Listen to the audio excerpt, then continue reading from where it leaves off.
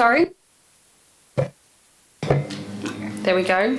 Welcome everybody to this evening's Ordinary Council meeting. My name is Lucinda Congreve. I am the Mayor of Brimbank City Council and I declare this meeting open at 7 p.m. In the unlikely event of an emergency, please follow the directions of council officers and the emergency procedures on the wall near the door.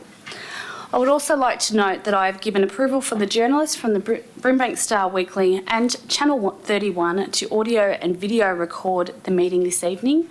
Members of the gallery are not intended to be recorded, but please notify a council officer if you have any concerns. I'd also like to note that I have also given approval for some members of the gallery to video the condolence and congratulations motion of this council meeting. We're moving on to item 1 of the council meeting, which is the Acknowledgement of Country. So I will ask everyone to stand if you are able, please.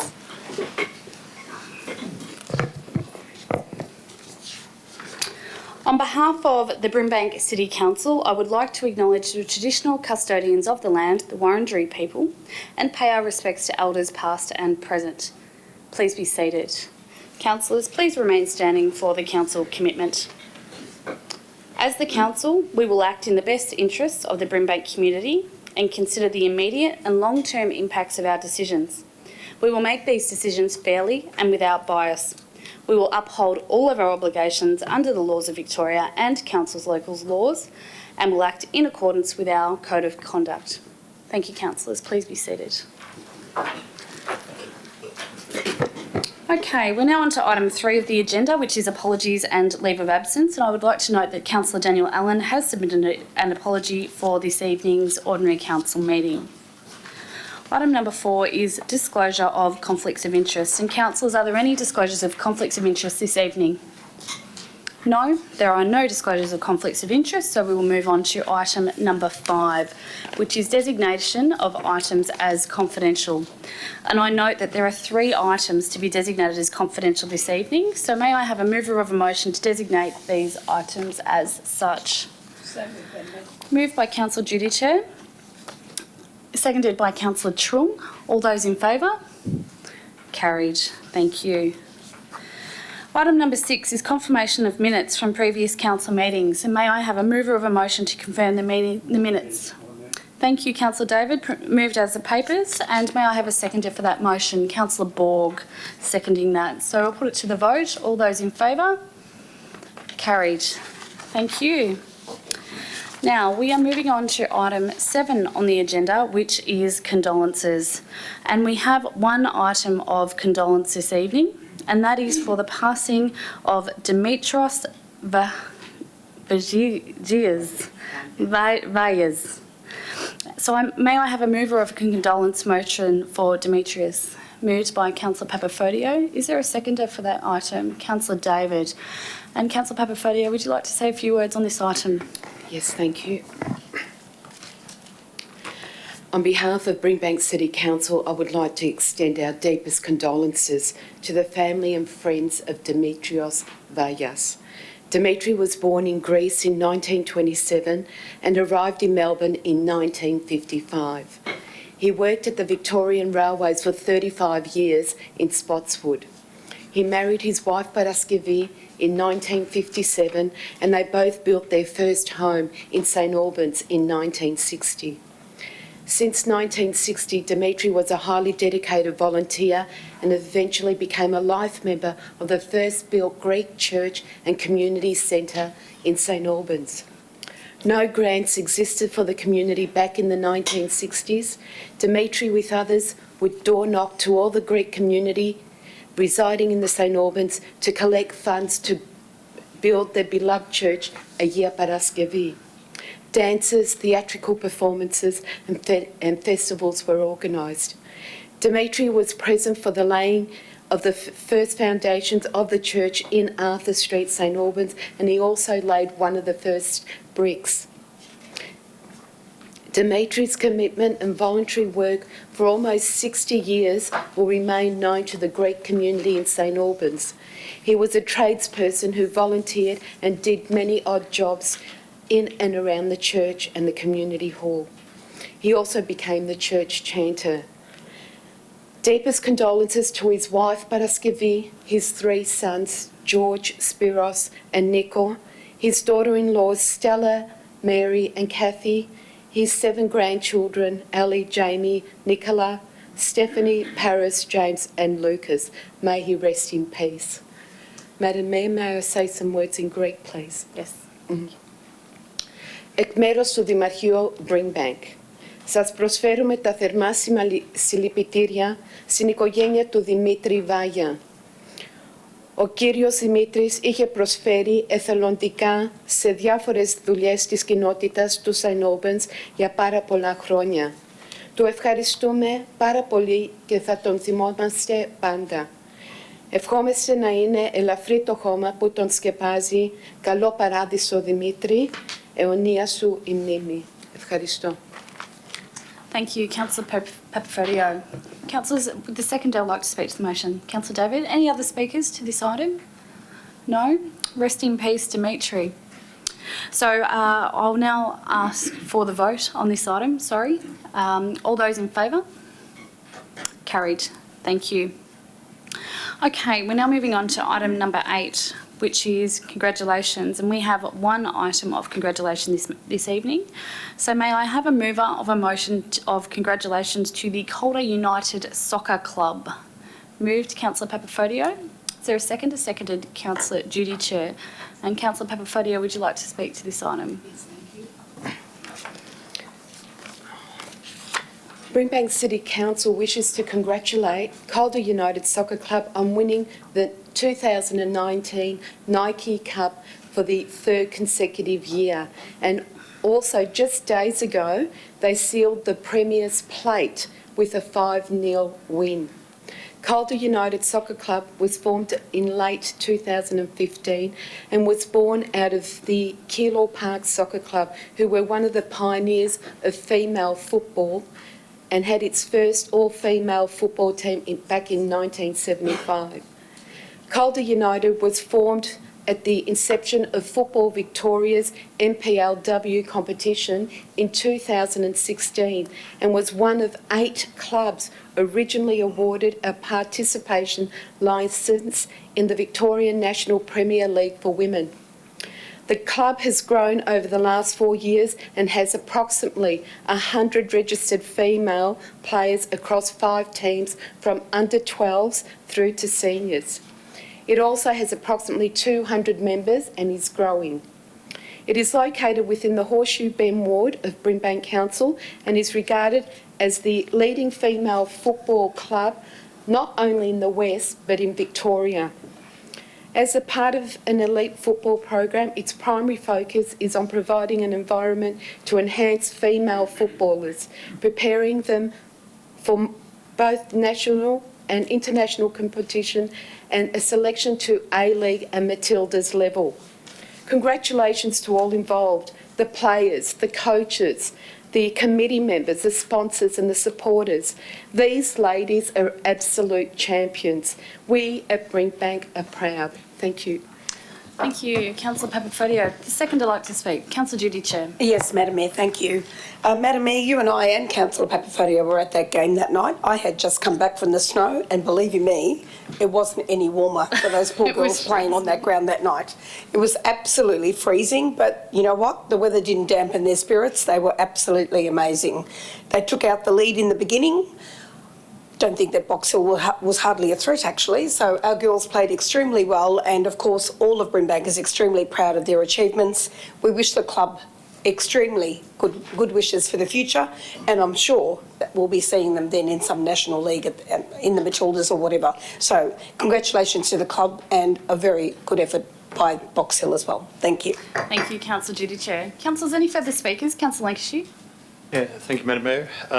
I support the comments made by Councillor Papafodio and Councillor Judichair in congratulating Calder United Soccer Club for their 3rd consecutive win in the final for their league.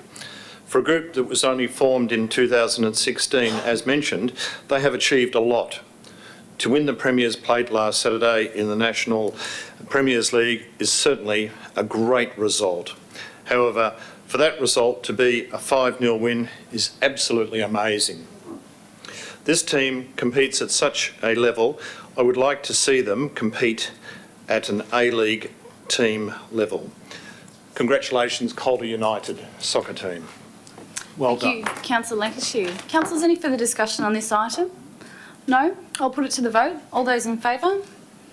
Carried. Congratulations, Calder.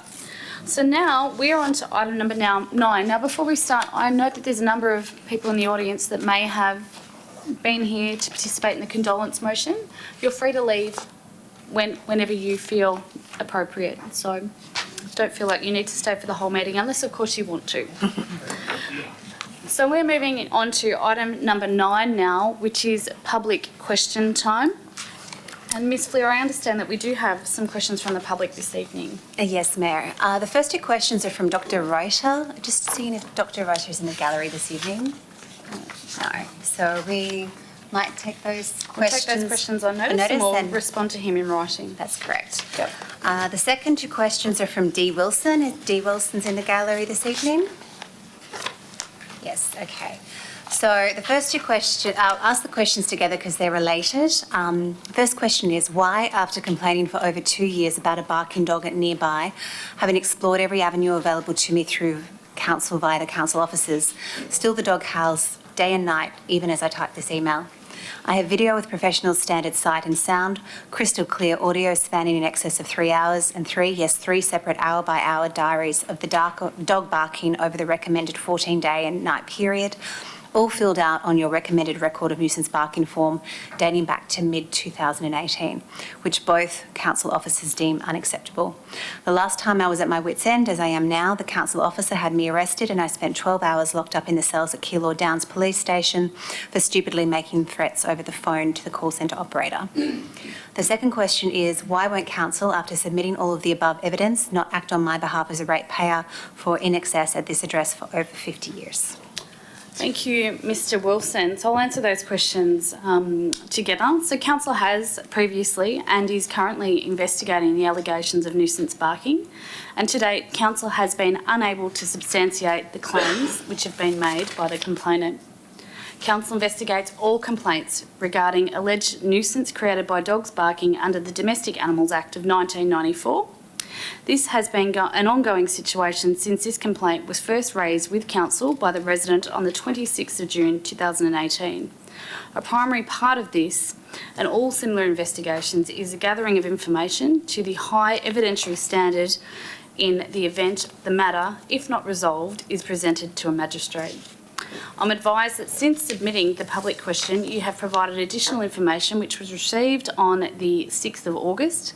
This information is a vital component and will form part of the ongoing investigation. In investigating the matter, other residents will be canvassed regarding the complaints made by you. Council will continue to fulfil its obligations to investigate, but evidence must be able to support the complaint in the event it proceeds to the Magistrates Court. So, thank you, Mr Wilson. I understand that I'm not allowed to speak. Correct. I'm sorry, Mr Wilson, you're not able to speak this evening. Thank you.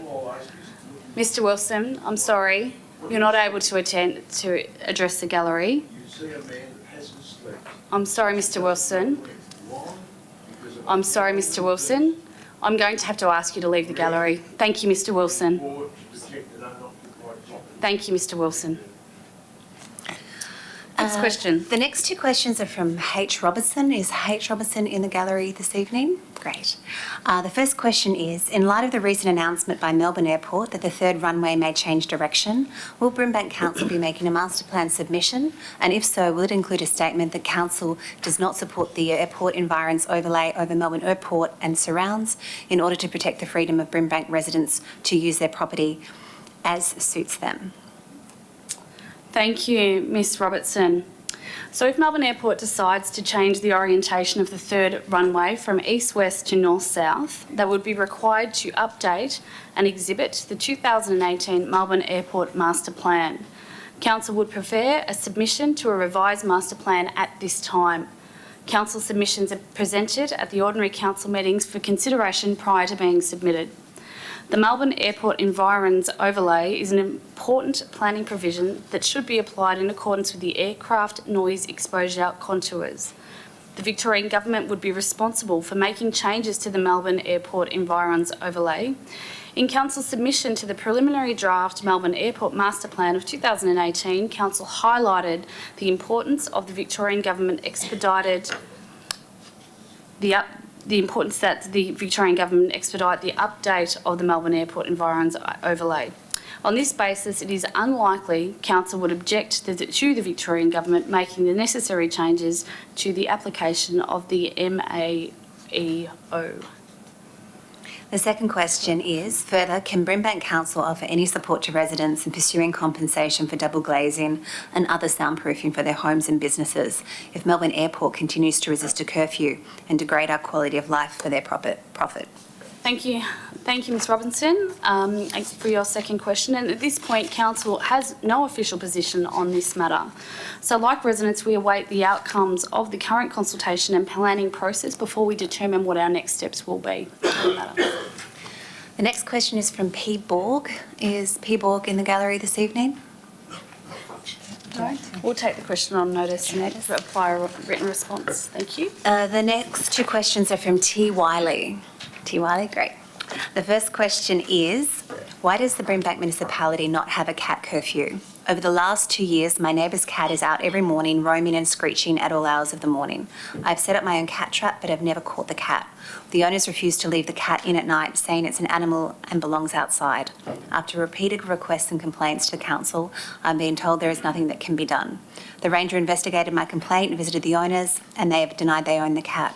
Why is it up to residents to capture these cats? We have lives, work commitments, children to look after, errands to run and chores to do. We need council's help to enforce cat curfews and make sure owners are doing the right thing. Thank you, Ms Wiley. So Council has previously investigated the implementation of a cat curfew across the municipality. This was considered as part of Council's domestic animal management plan. Investigation of a cat curfew with other councils that have such curfews in place have shown them to be less effective in combating the issue of wandering owned cats and the larger issue of feral or semi-owned cats. I'm advised that in your particular situation, other residents have stated that the cat does not belong to them and that the cat would then fall into the category of a feral cat where a curfew would have no effect. Council does, however, offer a cat trapping program which might assist in catching the offending cat so that it may be removed. We'd be more than happy to help you with that. So if you give our animal management team a call on 9249 4000, we'll offer some assistance there. The second question is, would starting a cat curfew petition help get this on the agenda? Thanks, Ms Fleer, and thanks again, Ms Wiley, for your question. So further investigation of a cat curfew may take place following increased interest and requests from residents. The needs of the community will always be considered in Council's enforcement of the relevant legislation, being the Domestic Animals Act of 1994.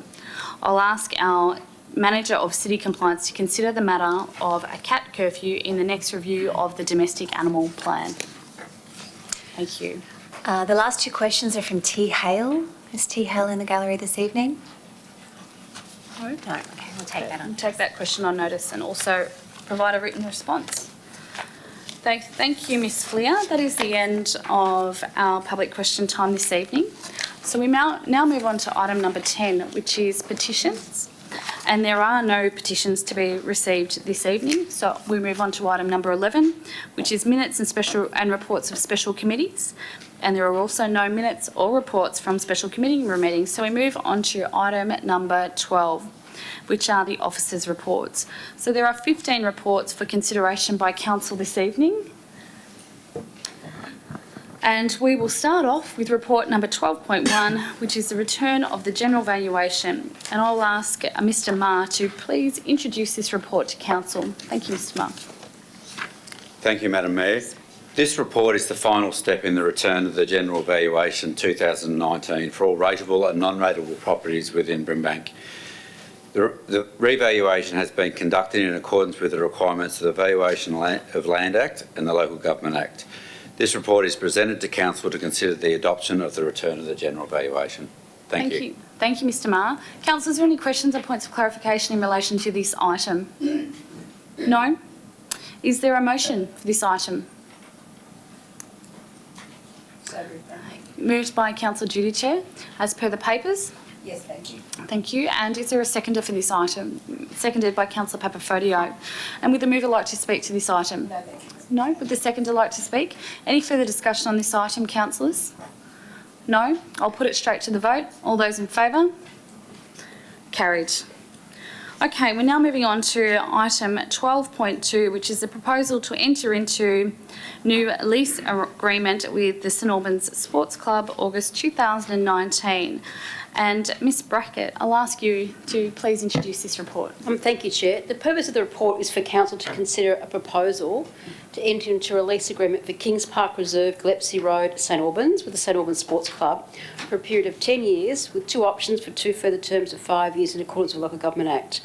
The St Albans Sports Club has occupied Kings Park Reserve under the current lease on the premises and associated licence on the grounds since 1999, with the current agreement expiring in December this year. The club has met all these conditions to date, and the club currently operates 35 electronic gaming machines. Council's adopted electronic gaming policy provides a strategic basis for negotiations with the club's lease. The key objectives to be to minimise impact of electronic gaming and promote alternatives that have positive economic, social and health outcomes. The proposed lease, including the 10-year terms and conditions, are in line with the requirements of this policy, and the office recommendations are as written in the business papers. Thank you, Ms Brackett. Councillors, are there any questions or points of clarification in relation to this item? No? Is there a mover? Councillor Tarkos? Thank you. Councillor Tarkos, you need to appoint committee members. Can we make an amendment on that, please? An amendment. Well, we haven't moved the motion yet. Would you like to move an amended motion? Yes, please. She can push out a So yeah, we've already got one on the table, so you'll need to amend the motion. So, Councillor Tarkos? I'd like to move the motion as put and also appoint the committee members. Thank you. And who are the committee members? You'll need to name the three ward councillors plus another one, so 4 in total. Okay, so you're moving an amended motion with 4 committee members? Correct. And who would the chair of the committee be? The chair would be Councillor Thanh. Yes, and the councillors on the committee? Would be Councillor Farm, Councillor Victoria Borg and Councillor Congreve and also Councillor Papafotiu. Thank you. Thank you, Councillor Tarkos. Do we have that? Yeah. Yes. Councillor, is there a seconder? Councillor David, would you like to move an amendment? Yeah. No, that is the amendment. Councillor Tarkos, would you like to speak to this item? Yes, I would. Thank you very much, Madam Mayor. Madam Mayor, I think it's really important that we, with our position on EGMs, that we look at a commercial lease for any clubs that are leasing on council land. The terms of 10 years, with also the 5 years subsequently, will enable the club also sufficient tenure to commit to borrow for the required much needed upgrades that are required for those facilities. I remember the first year we were elected, we were called in by the club and they outlined to us plans that they wanted to adopt for their club to upgrade it, and it was a fantastic plan that they had. However, they had that uncertainty about whether they could go ahead because they had that uncertainty with tenure.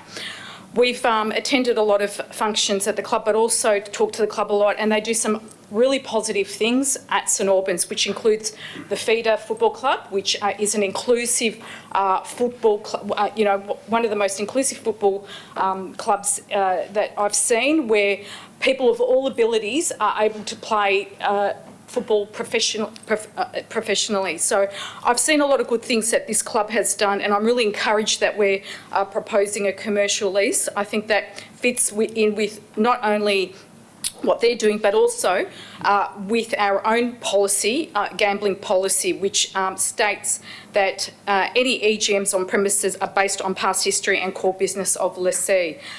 The club has also, sorry, Madam Mayor, I think it's really important, if anyone's had a look at the facilities, that there is a dire need for upgrades for the general facilities. The club is also expressing interest in becoming more female friendly. So we've done that across Brimbank, where we have done upgrades to promote that. So I think giving that club that security of the tenure will enable them to suitably upgrade those facilities to bring them up to standard. Thank you.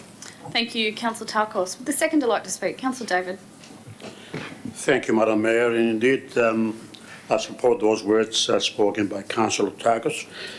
This, I call it issue, not so much an issue, but it took us quite a long time to come in terms with it. But eventually, we thank to the officers. They put up with us in various questions and suggestions. And I believe that the lease that gave to club right now, 10 years plus a 5 years option thereafter, will give them a chance to put a plan together as an administration to try and build as to what actually got in mind. And I think it's one of those clubs, a community club, I might say, which it's always right behind the community. Every time you attend that club, you find people that you know, everyday life in that neighborhood. So congratulations to all concerned, and I think it's a great decision by this council. Thank you. Thank you, Councillor. Just before Madam Mayor, we got a lady here, administrator from Football Federation Victoria, a long-serving lady, which has been there as a young lady, I remember myself, but is still there, working very, very hard for the whole of the community, for the whole of Victoria. Well done. Welcome, Josephine. Yeah. Thank you, Councillor David. Any further discussion on this item? Councillor Borg. Thank you, Madam Mayor. I would also like to congratulate Brimbank Council for taking such a significant leading role in working with the St Albans Sports Club to find ways of minimizing the impact of electronic gambling. I would like to congratulate both the council staff and the members of the board of the St Albans Sports Club for the intensive work done in the process of reviewing the terms in this tenancy agreement. Thank you. Thank you, Councillor Borg. Councillor Papafodio, would you like to say a few words? Thank you. I support the officer recommendations. Council officers have met with the club numerous times and have discussed the proposed new lease agreement. There is a proposed framework to assist the club in having the rental fee reduced, which is fantastic. The proposed lease for a 10-year term with a further 2 terms of 5 years is great as well. The proposed term is also in line with the gambling policy. Councillors have also had input in this proposal. Overall, it has been a difficult task for the club and the staff involved here, but I do believe overall it is a fair proposal. Thank you. Thank you, Councillor Papafodio. Any further discussion? Councillor Heady. Thank you, Madam Mayor. I also support a heck of a lot of the work that the St Albans Sports Club does. It's a very good club and run by very good people. For me, I come back to the point we started on with all this a long time ago when people started meeting. We had, I guess, an issue of gambling harm to address in this community. The club does a wonderful job, sporting-wise, and in running the premises and so on, and does it legally and does it well. But we still have an enormous amount of gambling harm. I support what's being put before us tonight in terms of the intent and the general terms, but I do still express concerns about the length of the term. 10 years is a long time, and 2 5-year options is a very long time. And I guess for me, the way that that lease term and the rental, the commercial rental discounting arrangements play together is the devil in the detail that I don't fully understand yet. So I'll be looking forward to the officers coming back to us after the Section 223 process and letting us know how they see that that whole process of a 10-year term with 2 5-year options and the discounted rent arrangement continuing into the long term, given that many of the initiatives that are taken will be completed within a year or two.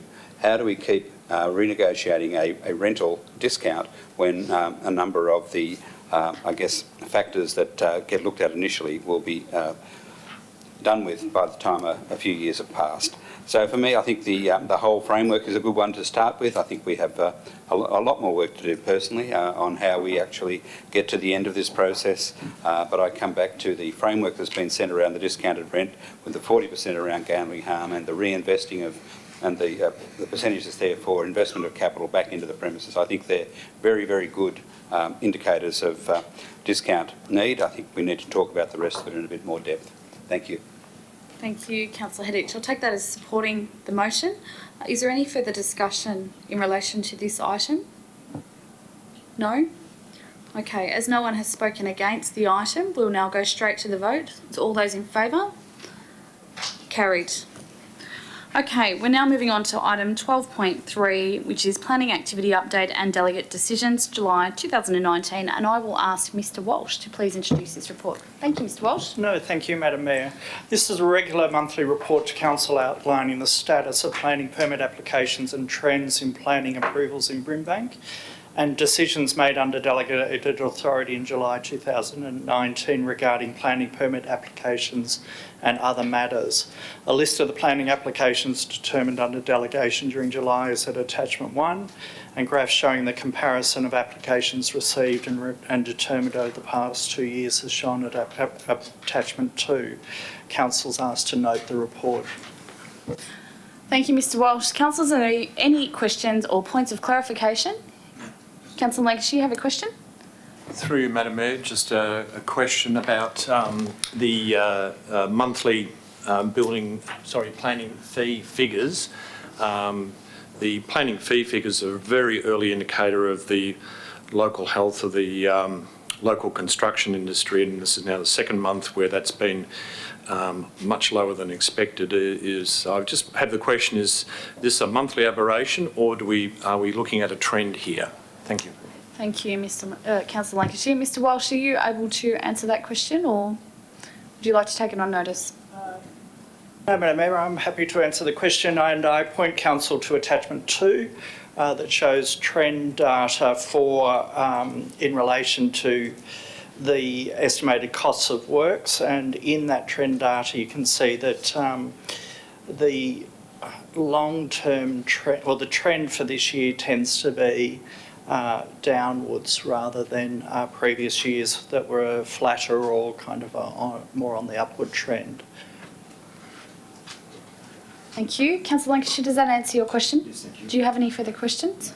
Councillors, are there any further questions or points of clarification in relation to this report? No? Is there a motion? Councillors, Councillor Lancashire, moving the motion. Move the recommendation as in the report, Madam Mayor. Thank you, Councillor Lancashire. And is there a seconder for this item? Councillor Pham, seconding. Councillor Lancashire, would you like to speak to this item? No? Councillor Pham, would you like to speak to this item? No? Any further discussion on this item, councillors? No? Okay, I'll put it to the vote. All those in favour? Carried. Thank you. Okay, we now move on to report number 12.4, which is the governance report for August 2019, and I will ask Mr Hogan to please introduce this report. Thank you, Madam Mayor. The monthly governance report is a standing item within the council agenda. It is a summary of recent governance activity in accordance with best practice and good governance principles, and is in compliance with the Local Government Act of 1989. Thank you, Mr Hogan. Councillors, are there any questions or points of clarification in relation to the governance report this evening? No? Is there a mover?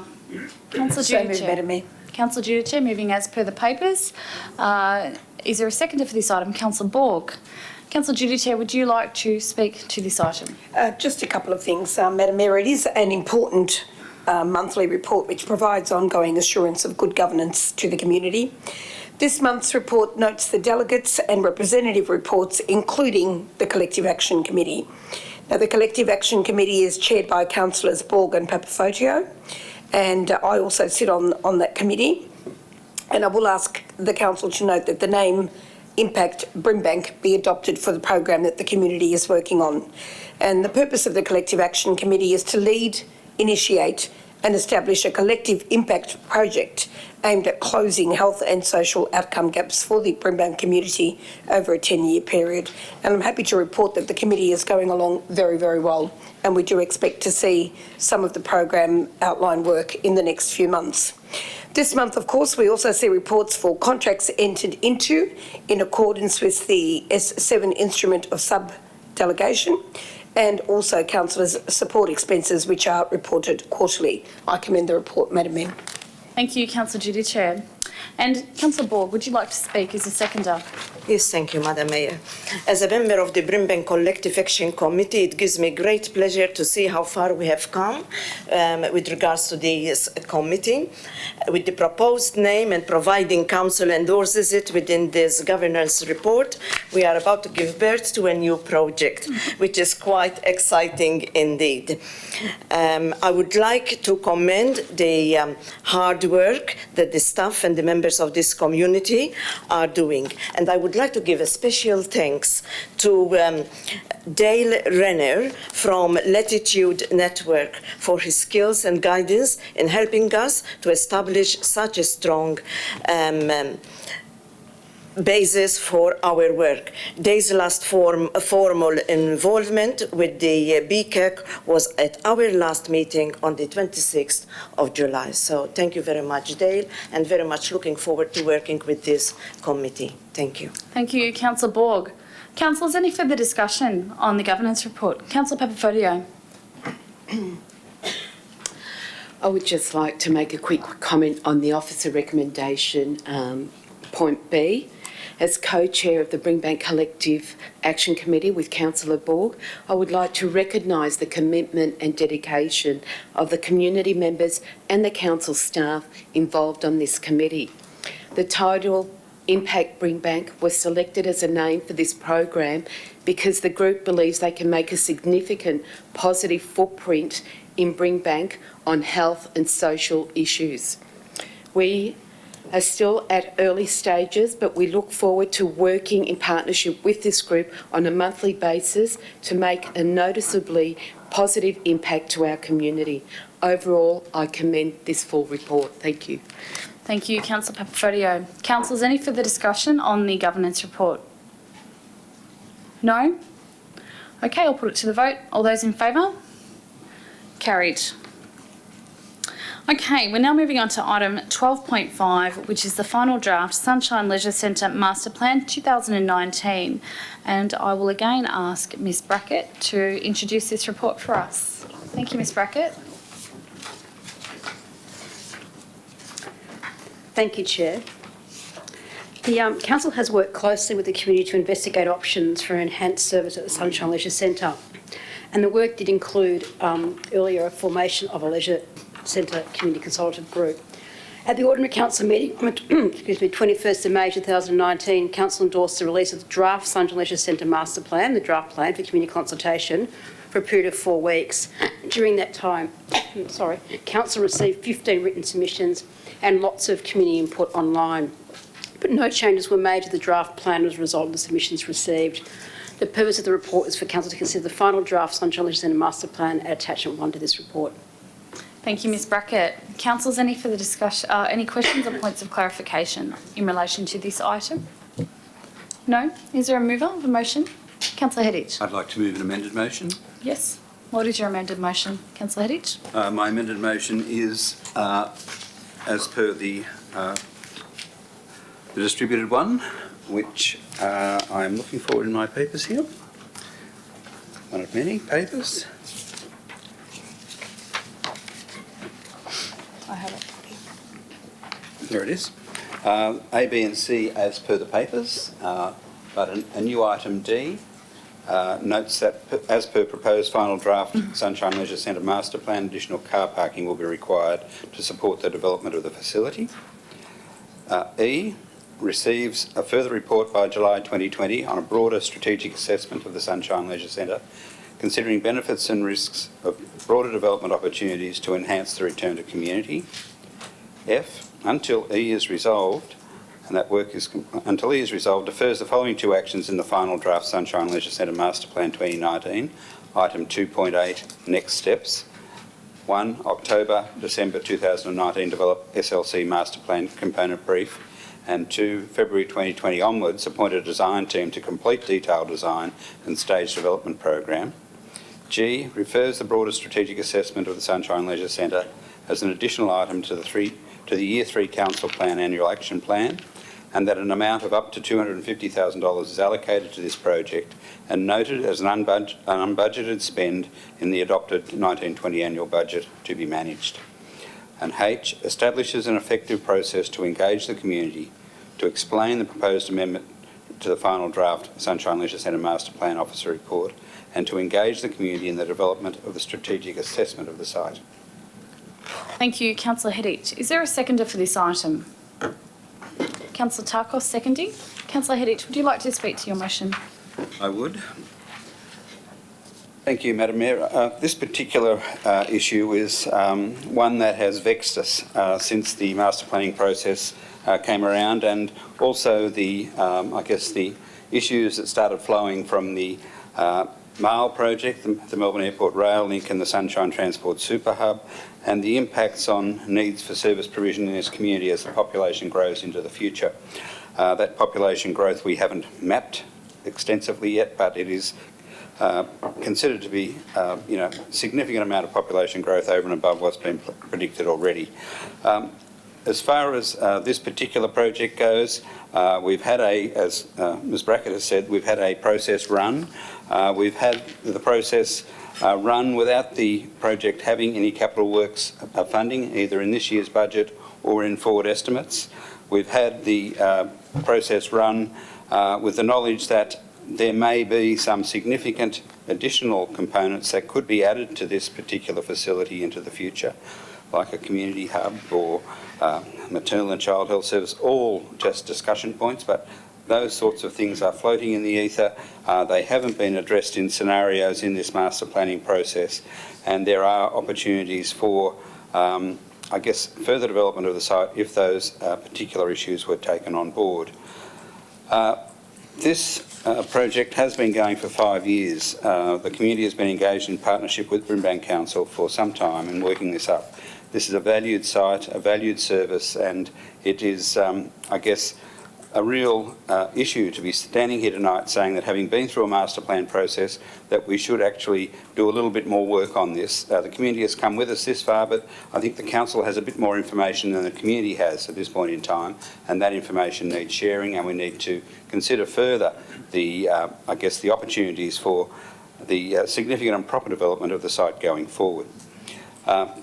As I said earlier, we have potential investment flowing from the Sunshine Super Hub project, the Melbourne Airport railing projects, and a broader strategic piece of work that has a look at the site, has a look at the service mix, has a look at the scope that could be provided from that site, the additional other investment that might come, all needs to be done fairly urgently. 5 years is a long time to wait. This would be waiting still for another year or so to attract funding from the Capital Works program, most likely. And a strategic assessment at this point in time of a couple of scenarios that potentially make a bit more sense to do longer term with a growing population and a growing need is something that I think many people in the community would like to see done. This particular council is placed in a difficult position here tonight. We could let this particular master plan go through as it is, but where does that leave us in the future if these other opportunities come up, as we expect they will need to come up in the future? We either process it now as it is and build it and then restrict further development into the future, or we take a little bit more time, given that there are no funds available to do any building at the moment for the next year or so, and do this strategic assessment and get it right. Take that long-term, broader look and a pragmatic look at what's possible, what's not, and get it right. I think there's a bit more work that needs to be done. It's a shame that it couldn't have been done through the master planning process, but here we are tonight. So for me, I would like to recommend to councillors that we do just that we take the time now to do a strategic assessment, that we have a look at referring this to the budget, to ask the administration to find $250,000 to do this piece of work urgently so that it's ready next year. That way, that'll be 6 years that the community has been working with us on this. The community should be part of this. That's why one of the recommendations is to engage the community effectively in the working up of these scenarios and these options for the future, and to have them as part of it.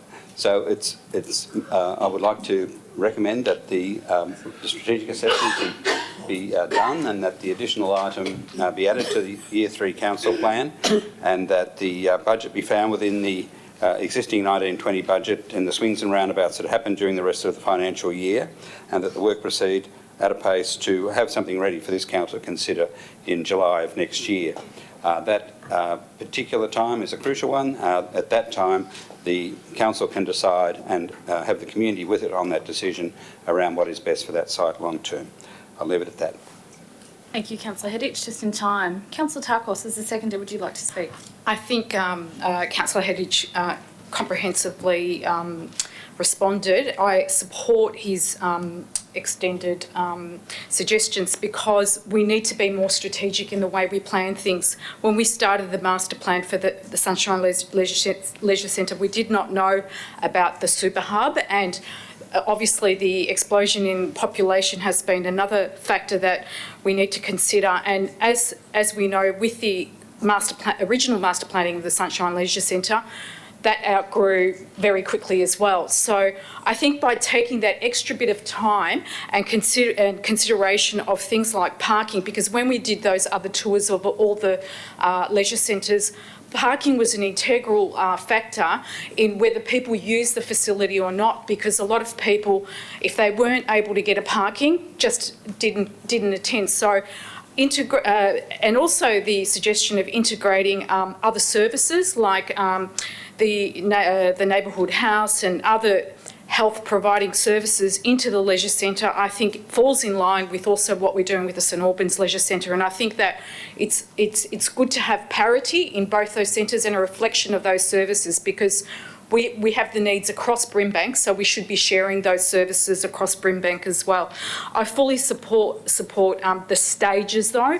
I think that we need to move in stages, and the one stage that I would recommend as the first stage is the expansion of the health and fitness extension, because I feel that if we tackle that as a first stage, that will bring a lot more people, but it'll also increase the revenue, which will also in turn help with the next stages as well. The more people we can bring into the leisure centre, because there's a real need. I've been told that people want a 24/7 gym. They want to have more access after work. We do have a problem with people going to pokies venues. Well, if we have 24/7 gyms, that might be a choice that they make, that they go to the gym and do it or engage in other much more healthy activities rather than go to Pokey's place. So I fully support the recommendations and the additions made by Councillor Hedditch. Thank you. Thank you, Councillor Tarkos. Councillors, any further discussion on this item? Councillor Duty Chair. I have a question, Madam Mayor. Yes. Part G refers the Board's strategic assessment of the Sunshine Leisure Centre as an additional item to the Year 3 Council Plan Annual Action Plan, and that an amount of up to $250,000 is allocated. Now, I note that this is an unbudgeted spend. The question is, where are we going to get the money to actually spend on this project? And perhaps the Harvest Award councillors should be talking about perhaps looking at their own budget in their own ward to perhaps look for this money. I'd like, a response on that. $250,000 is a lot of money in allocated, unbudgeted money. Madam CEO, I'm looking at you to... Yes, and I'm going to respond. Respond? Yes. Thank you. Thank you, Councillor, and thank you, Madam Mayor. As it says in the amended motion, if the council were to adopt it, it's an unbudgeted spend currently. In terms of managing it, we would need to continue to report that back to council as we do on a quarterly basis. It potentially may... it depends how the year happens. It could potentially be an overspend of the budget, but that would be reported through, or it could be that another project might come in under. It would be inappropriate to say that the money is sitting there now, but we will just manage that through the course of the 12 months and report that so it's transparent to the councillors and the community. Thank you, Madam CEO. Councillor Lancashire, would you like to speak to the item, or would you, do you have a question? I'd like just questions, Madam Mayor. Yes. It refers to an item D, additional car parking will be required. There's no council officer report here, obviously, so there's no background, no justification. Is there any traffic study to justify that position? Where is that coming from? Ms Brackett, are you able to respond to that question?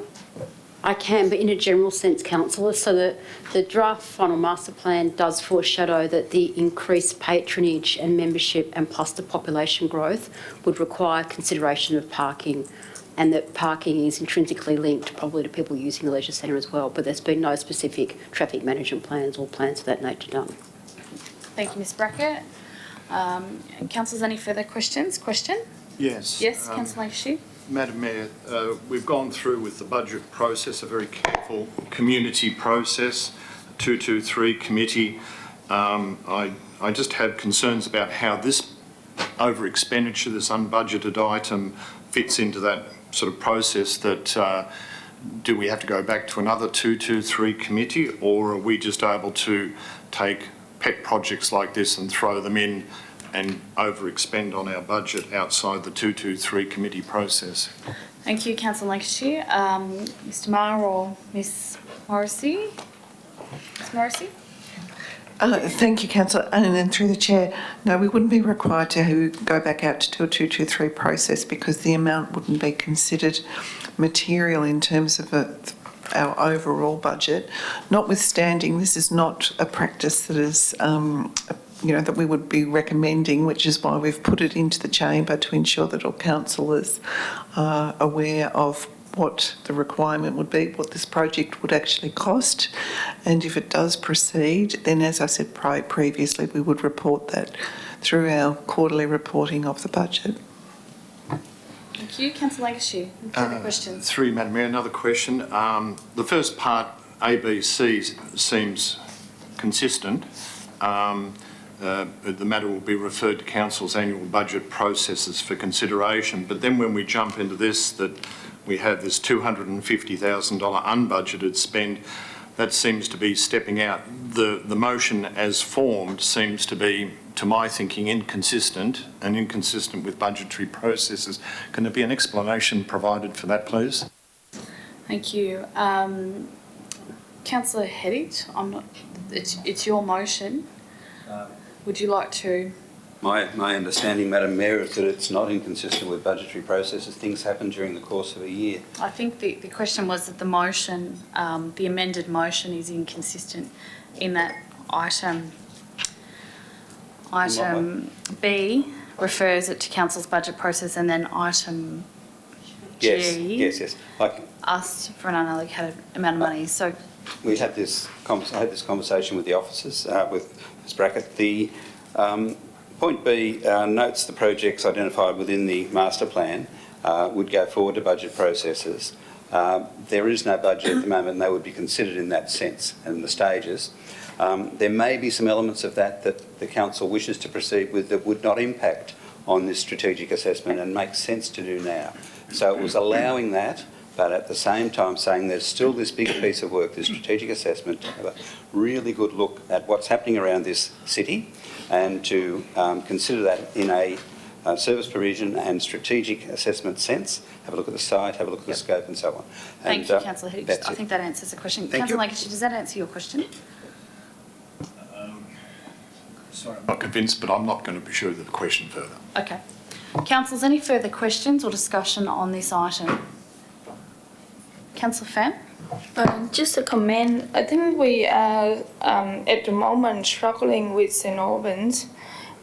We're concerned about the St Albans Leisure Centre, and we did proposal of $250,000 on the next annual budget. I don't know what type of project have to be, pushed down from the list. What other community feel about that? Just my thinking. But I do support this. I do support the Sunshine Leisure Centre master plan going ahead, but it just, in my thinking, I'm doubt about this figure. How do we manage to get it? That 250,000. Thank you, Councillor Pham. Councillors, any further discussion on this item? No? Councillor Hedditch, as you had speakers against your item, you're welcome to the right of reply. Thank you, Madam Mayor. I thank the councillors for their questioning and their requesting of more information here. It's a difficult position we find ourselves in. As far as budget goes and pushing projects down the list, I don't necessarily know that that's the case as far as ward councillors finding ward budgets. I don't think we have ward budgets, but as far as council having swings and roundabouts in a $200 million plus budget, that happens all the time. And so there is the potential for all sorts of things to change over the course of the coming 10 months of this budget process. So in that time frame and in that context, I think the management of a $250,000 figure within the overall budget is something that generally can be done, but I leave it to the administration to do that. This motion is put forward with the knowledge that this is a particular special case, I would put. Councillor Lancashire mentioned pet project. This is no pet project. This is a master plan that's been developed up with community and council in partnership for 4 years. People want to see it right.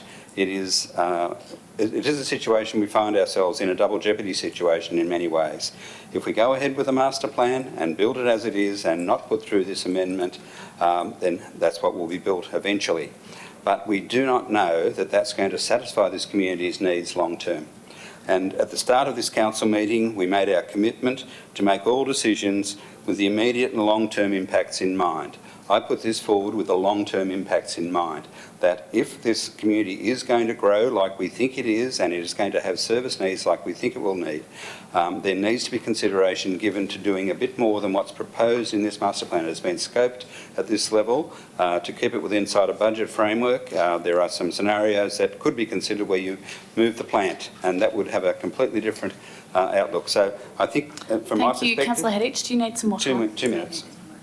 Oh, sorry, Councillor Hedditch, there is no more extension Okay. on right of reply. I'll leave it at that, but I think we find ourselves in a very difficult position. We'll close the debate there. Thank you. And I will put it to the vote. All those in favour of the amendment? 1, 2, 3, 4, 5, 6, 7. Carried. Sorry, for clarification, that's the amendment or the amended motion, or amended motion? The motion that's before us. Yes. Would you like me to go to the vote again? Yes, please. All those in favour? Carried. Oh, sorry, all those against? I ask for a division, Madam Mayor. Thank you. Okay. Councillor Papafodio has asked for a division, so I'll ask, when I call the vote, I'll ask you to stand. I'll read your name out. It will be recorded in the minutes, and then you'll be seated. So all those in favour, please stand. Councillor Congreve, Councillor David, Councillor Trung, Councillor Hedditch, Councillor Takos, Councillor Borg, Councillor Judy Chair. All those against, please stand. Councillor Fan, Councillor Lancashire and Councillor Papafodio. The motion is carried. I counted myself as 4. Thank you, Councillor David. The motion is carried. So we're now moving on to report number 12.6, which is a proposal to rename McGrath Place Sunshine North to Ben Thanh Place. And Mr. Ma, can I ask you to please introduce this item? Thank you again, Madam Mayor. Council has received a request to rename McGrath Place Sunshine North to Ben Thanh Place. Council sought submissions from the community on this proposal, and this report presents that feedback received back to Council. After considering the feedback, Council is asked to determine whether the proposed renaming should be lodged with the Registrar of Geographic Names for consideration. Thank you. Thank you, Mr. Ma. Councillors, are there any questions or points of clarification in relation to this item? Councillor David. Whoops. What happened? Yes, Madam Mayor, just to ask in reference to the name, the Ben Thanh Place, the person that requested the name change, does he have the same business under that name? His business, I believe he's a developer or he's a builder. Thank you, Councillor David. Mr. Ma or Mr. Walsh? Mr. Ma, are you able to answer that question? Did you need the question repeated? No, I heard the question, that's fine. I'm not aware that that's the case. I can't confirm that, but I'm pretty sure it's not, yeah. Okay, thank you, Mr Maher. Councillors, any further questions or points of clarification in relation to this item? No? Is there a mover of a motion? Councillor Pham, moving the motion. Is there a seconder for this item? Councillor Trung. Councillor Pham, would you like to speak to this item? No discussion. Councillor Trung, would you like to speak on the item? No? Councillors, any further discussion on this item? No discussion? I'll put it to the vote. All those in favour? Carried. Okay, we're now moving on to report 12.7, which is creating Better Parks Policy and Plan 2016 Draft Community Report Card 2018-2019. And I will ask Mr Whiteside. Welcome, Mr Whiteside. Thank you, Madam Mayor. This report? So this report is for Council to consider endorsing the Creating Better Parks Policy and Plan Draft Community Report Card for 2018-19, which is an attachment 1 to the report, and also the annual assessments and subsequent changes to the park network. The draft community report card provides a summary of the implementation of Creating Better Parks in 2018-19, including details on the park upgrade works completed. Details are also provided in relation to the proposed change to park classifications for 3 parks as part of the annual assessments. Thank you, Madam Mayor. Thank you, Mr Whiteside. Councillors, are there any questions or points of clarification in relation to this item? No. Is there a motion? Councillors. Sorry, Councillor Tarkos got in first. I move the motion as per recommendation. Thank you, Councillor Tarkos. And I'll second that, Madam Mayor. Councillor Giudice. Councillor Tarkos, would you like to speak on this item? Thank you, Madam Mayor. Madam Mayor, the Better Parks policy and plan can be summarised best by this Brimbank resident. Quote, "It's great to see council investing in the community in the form of parks. It makes me feel proud of where I live and encourages me to get outdoors more often with the kids," unquote. This in a nutshell is one of our proudest success stories that won't make the front pages, but it should, that our council has since 2008 set out to create the best park networks in Melbourne through developing a hierarchical park network at the cost of $34 million. The plan outlines flagship parks, suburban parks, neighbourhood parks and local reserves. Some of the more recent being, as we have seen, the Green Gully Reserve, Rosalie Reserve, Balmoral Reserve, Delegate Reserve. The list goes on, Madam Mayor. I'm not going to go through the whole list. But even this weekend, I had a resident contact me to say that there is a pocket park near her. And upon looking at the other parks and our park policy, asked if there's a possibility that we can look at upgrading it by putting some equipment in so that children can enjoy. This is the bar that we've raised our parks to, that now people have this expectation that we deliver the quality that we have been for the last 10 years and beyond, because I do thank the previous council that did initiate this policy and this council for keeping it going. Also, the opportunity to walk to a park is something that's very valued by our community. Our community feels that walking to the park is part of the park experience, not getting into a car. But although we are promoting that people get around to visit all our parks because they're all pretty special. So when we do walk to a park and we drive past on weekends, we see them brimming with people, people kicking footballs, packing a picnic and just enjoying the fresh air and the great playground equipment. Not everyone in our community can afford expensive entertainment, so much more is offered in a park. There's that opportunity for engagement, passive recreation, fresh air, respite from screen time and exercise. As we know, the benefits are also mental and physical. I applaud this draft policy and plan and will go as far to say that we are the leaders and industry recognised by at least 7 times by the Australian Institute of Landscape Architects for our excellent award-winning parks. I thank the team, the director and everyone involved. Thank you, Councillor Tarkos. Councillor Duty Chair, as a seconder, would you like to speak? Yes, Madam Mayor. I'd like to echo Councillor Tarkos's comments and say that it is indeed an award-winning parks policy. I am very happy to commend this draft report card, which I'm sure is not going to be the draft report card for longer, because I'm sure that all the councillors will be voting on this matter. It certainly was an important plan when Councillor David and I were on the previous council and we initiated this. 2 years of engaging with the community to map out every single piece of open space that there was in the municipality. And of course this council has now continued with that, and it's continued to be added on over the years. I actually had a call last year when I was the Mayor, Madam Mayor, from someone at Monash University who was actually investigating better parks policies. And she said to me that it was certainly the best parks policy that she has ever seen in any of her research. So that was certainly a testament to the work that everyone has been doing. I thank the community for their input and all of the council officers who have been involved in this over the years. Thank you very much. Thank you, Councillor Duty Chair. Councillors, any further discussion on this item? Councillor Hedditch? You're still on. Yeah, still on. Sorry. Thank you, Madam Mayor. I just want to make a couple of brief points. In the officer recommendation, we have a recommendation that Sunvale be reclassified from a suburban park to a flagship park, and Selwyn Park in Albion from a neighbourhood park to a suburban park.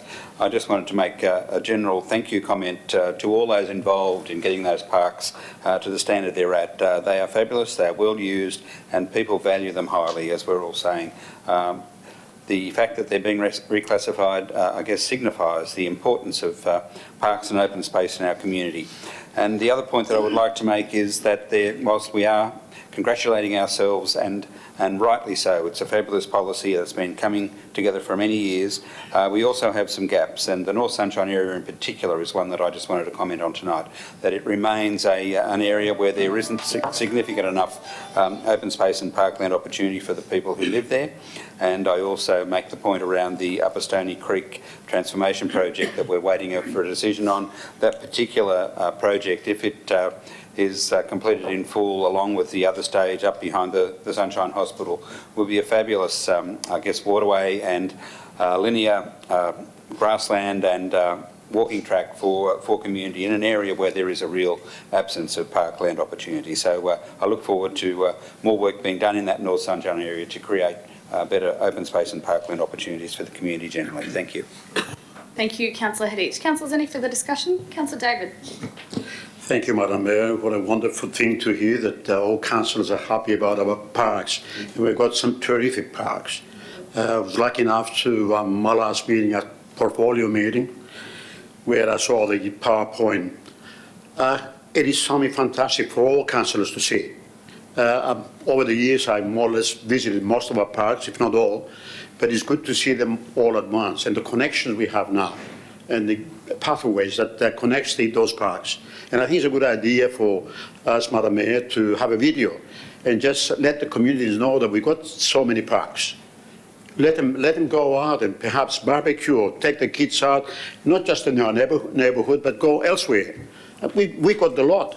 As I said, I was pleased to see that video or that PowerPoint on the 24th of July. It was extremely good satisfaction for me to see it. And so, yes, we got a lot of good parks. Let's sell it to the community. Thank you. Thank you, Councillor David. Councillors, any further discussion on this item? No?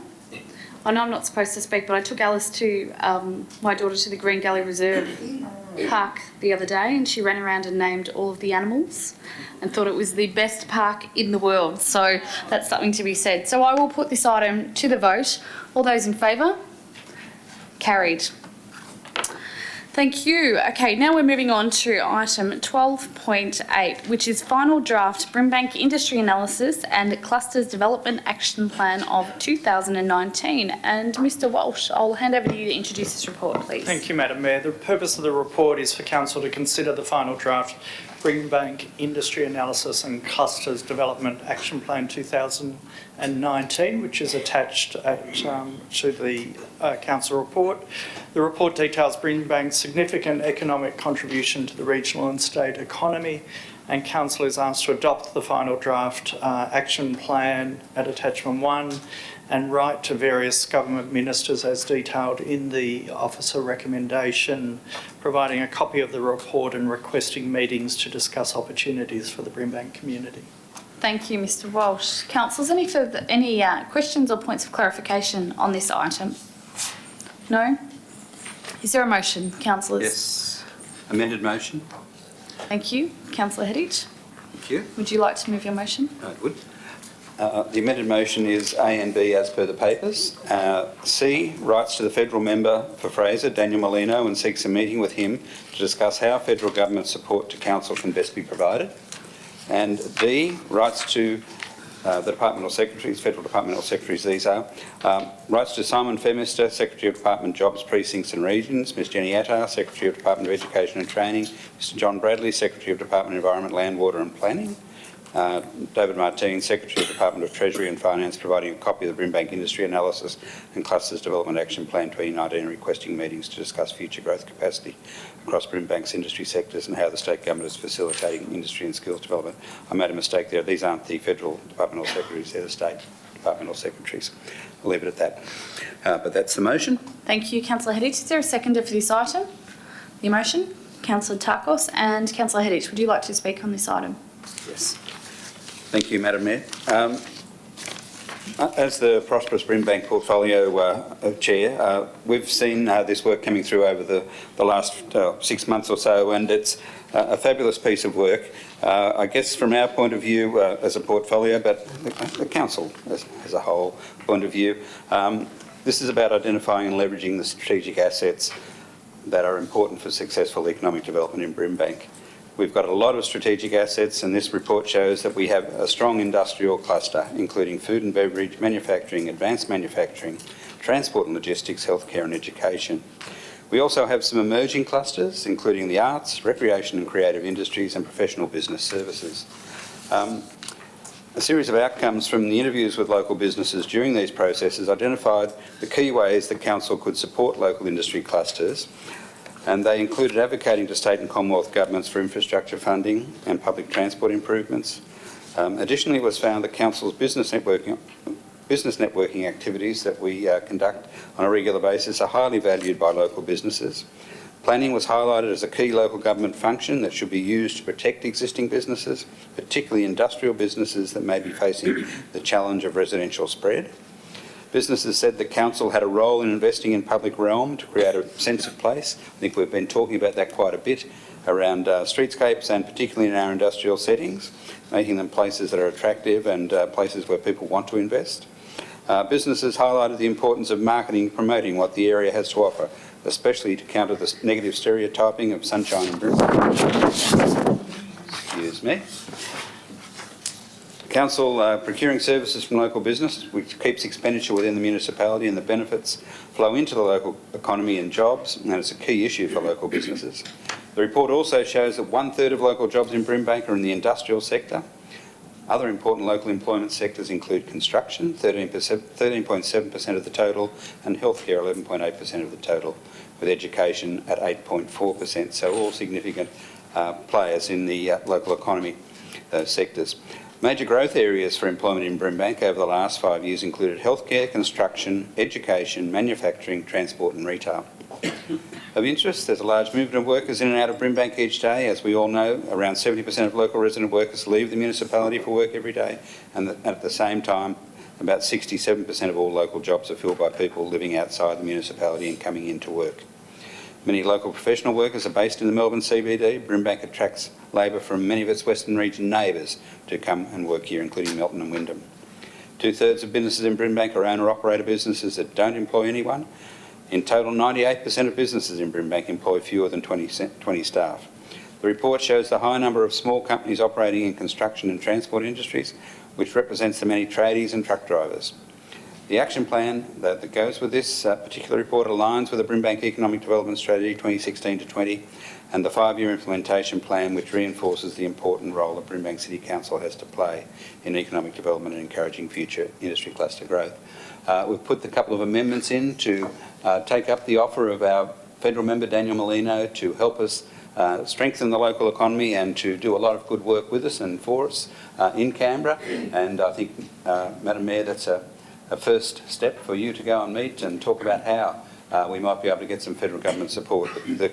In Wyndham, the Committee for Wyndham and various other groups down there have a really active, interface with federal government agencies, whether it be departments or other semi-government organisations that are doing things in the technology and various other sectors, and they're active in that space. We have to get ourselves into those spaces as well. But it's also important, as in D in the amendment, that we also get into the departments. I think, as we found with the CEO and other mayors when we went to Canberra with Lee West, that getting into the departments and finding out what's going on and what's possible and not possible is really, really important. Taking a plan with us helps a lot. So I move the amended motion on that basis.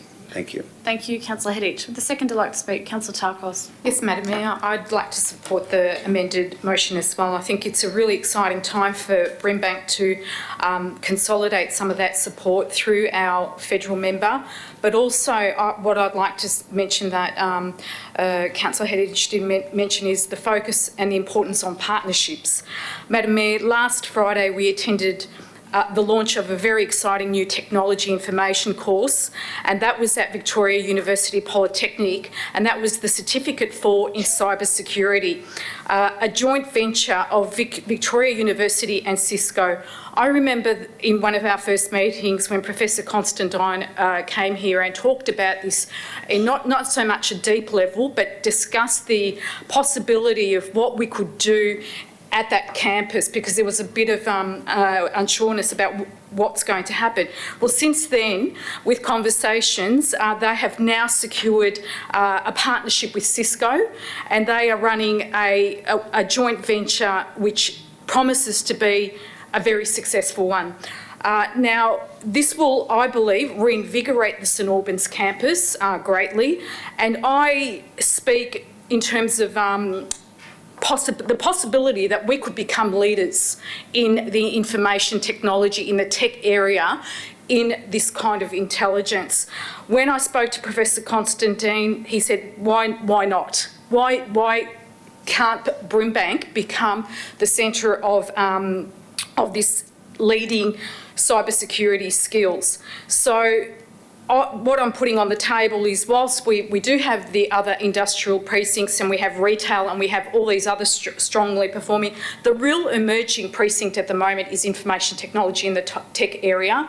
And this step forward at Victoria University St Albans is an ambitious, and I think when I saw the students in those classes that are now highly in demand in the workforce across all industries, whether it be banking, whatever industry, they can't keep up with the amount of graduates coming out of there. So this is very exciting for our students, our community, that we have now got this operating out of St Albans, and I think we should move towards an area which is the high growth area, and that is intelligence, as well as all the other areas, supporting all the other precincts. But it really feeds into capturing the opportunity that our council has to discuss the future growth with our federal members and other partners. Thank you. Thank you, Councillor Tarkos. Councillors, any further discussion on this item? No? I'll put it to the vote. All those in favour? Carried. Okay, we're now moving on to item 12.9, which is the draft parking strategy 2019 to 2029. And again, Mr Walsh, I'll ask you to introduce the report, please. Thank you, Madam Mayor. The purpose of the report is to enable Council to consider the submissions received on the draft parking strategy 2019 and to consider adopting the final draft parking strategy 2019 to 2029, which is at attachment 1. At the Ordinary Council meeting of February of this year, Council endorsed the draft strategy for community consultation, which was undertaken for 6 weeks during April and May. 27 submissions were received, and the summary of submissions and officer assessment is at attachment 2. The summary of the social media survey is at attachment 3.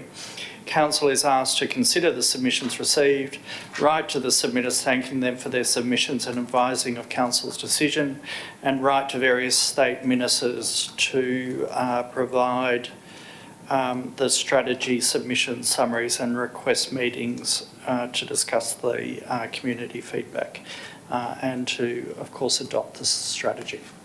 Thank you, Mr Walsh. Councillors, any questions or points of clarification on this item? No? Is there a motion? Councillor Lancashire. Thank you, Madam Mayor. Move the officer's recommendation in the report. Thank you, Councillor Lancashire, seconded by Councillor Hedditch. And Councillor Lancashire, would you like to speak to this item? Yes, I would. Thank you, Madam Mayor. The Brimbank parking strategy establishes a high-level policy basis for the provision and management of car parking across the municipality. It will provide the basis for a coordinated, consistent and transparent approach to the way in which council manages, provides, plans for and advocates about parking. The parking strategy outlines 6 overarching principles about how we approach parking, including fairness, access for all, affordability, management first, sustainability and quality urban spaces. These principles guide a range of objectives and actions under 4 key themes, including parking in activity centres, parking in residential areas, parking in out-of-centre transport demand generators, such as schools, hospitals, places of worship and industrial areas, and parking at railway stations. Council has engaged with the community about the draft strategy from the 2nd of April to the 14th of May this year and received 27 submissions, as well as a significant social media engagement in response to survey questions. This feedback has informed the finalisation of the strategy. The key topics raised by submitters included concerns about minimum parking requirements for new developments, the poor quality of public transport options in the region, concerns about parking around railway stations and the need for better enforcement. Implementation of the draft strategy will assist in addressing many of these concerns through better, more consistent management of parking throughout the municipality, with variation for different local contexts, such as distinguishing between residential areas and activity centres. There is a strong focus on parking management in a manner that is policy-based, fair and equitable and supports economic vitality. Madam Mayor, for quite some time, councillors have raised the issue of car parking, and this officer's response to this is a comprehensive, well thought out document, and I would certainly compliment the Director and the officers involved in the development of this policy and would recommend it to Council. Thank you very much. Thank you, Councillor Lancashire. Councillor Hedditch is the seconder. Would you like to speak? Very briefly, Madam Mayor, I support all that Councillor Lancashire said. I think the important piece of work will be the moving on to the next stages with this piece of work. The framework is a good one. There are, as Councillor Lancashire says, many comments coming out of community about the issues that people are facing, particularly with low levels of public transport access and various other infrastructure requirements that would enable I guess, less use of cars in the area and so on. I think the general principles and framework, as Councillor Lancashire has said, is an excellent one. The officers have done a considerable amount of work and a great piece of work. The devil will be in the detail in the particular plans for the Sunshine and St Albans areas and what comes back to us around those, but the framework itself is a really sound one on which to base those plans, so I commend it to councillors as well. Thank you, Councillor Hedditch. Councillors, any further discussion on this item? No? I'll put it to the vote. All those in favour? Carried. Okay, we're now moving on to item 12.10, which is the final draft Sunshine Rising Action Plan 2019 to 2024.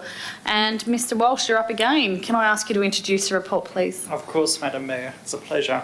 The report is for Council to consider submissions and feedback received on the draft Sunshine Rising Action Plan 2019 and to consider the final action plan, which is at attachment 1. In April of this year, Council resolved to endorse the draft action plan for community consultation for 6 weeks, which was undertaken in April, May and June.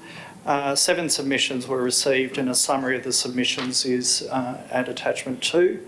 Council is asked to consider the feedback and adopt the final draft Sunshine Rising Action Plan, which is attached, and to write to submitters and the Sunshine Town Centre Partnership Group thanking them for their submissions and feedback and advising them of Council's decision.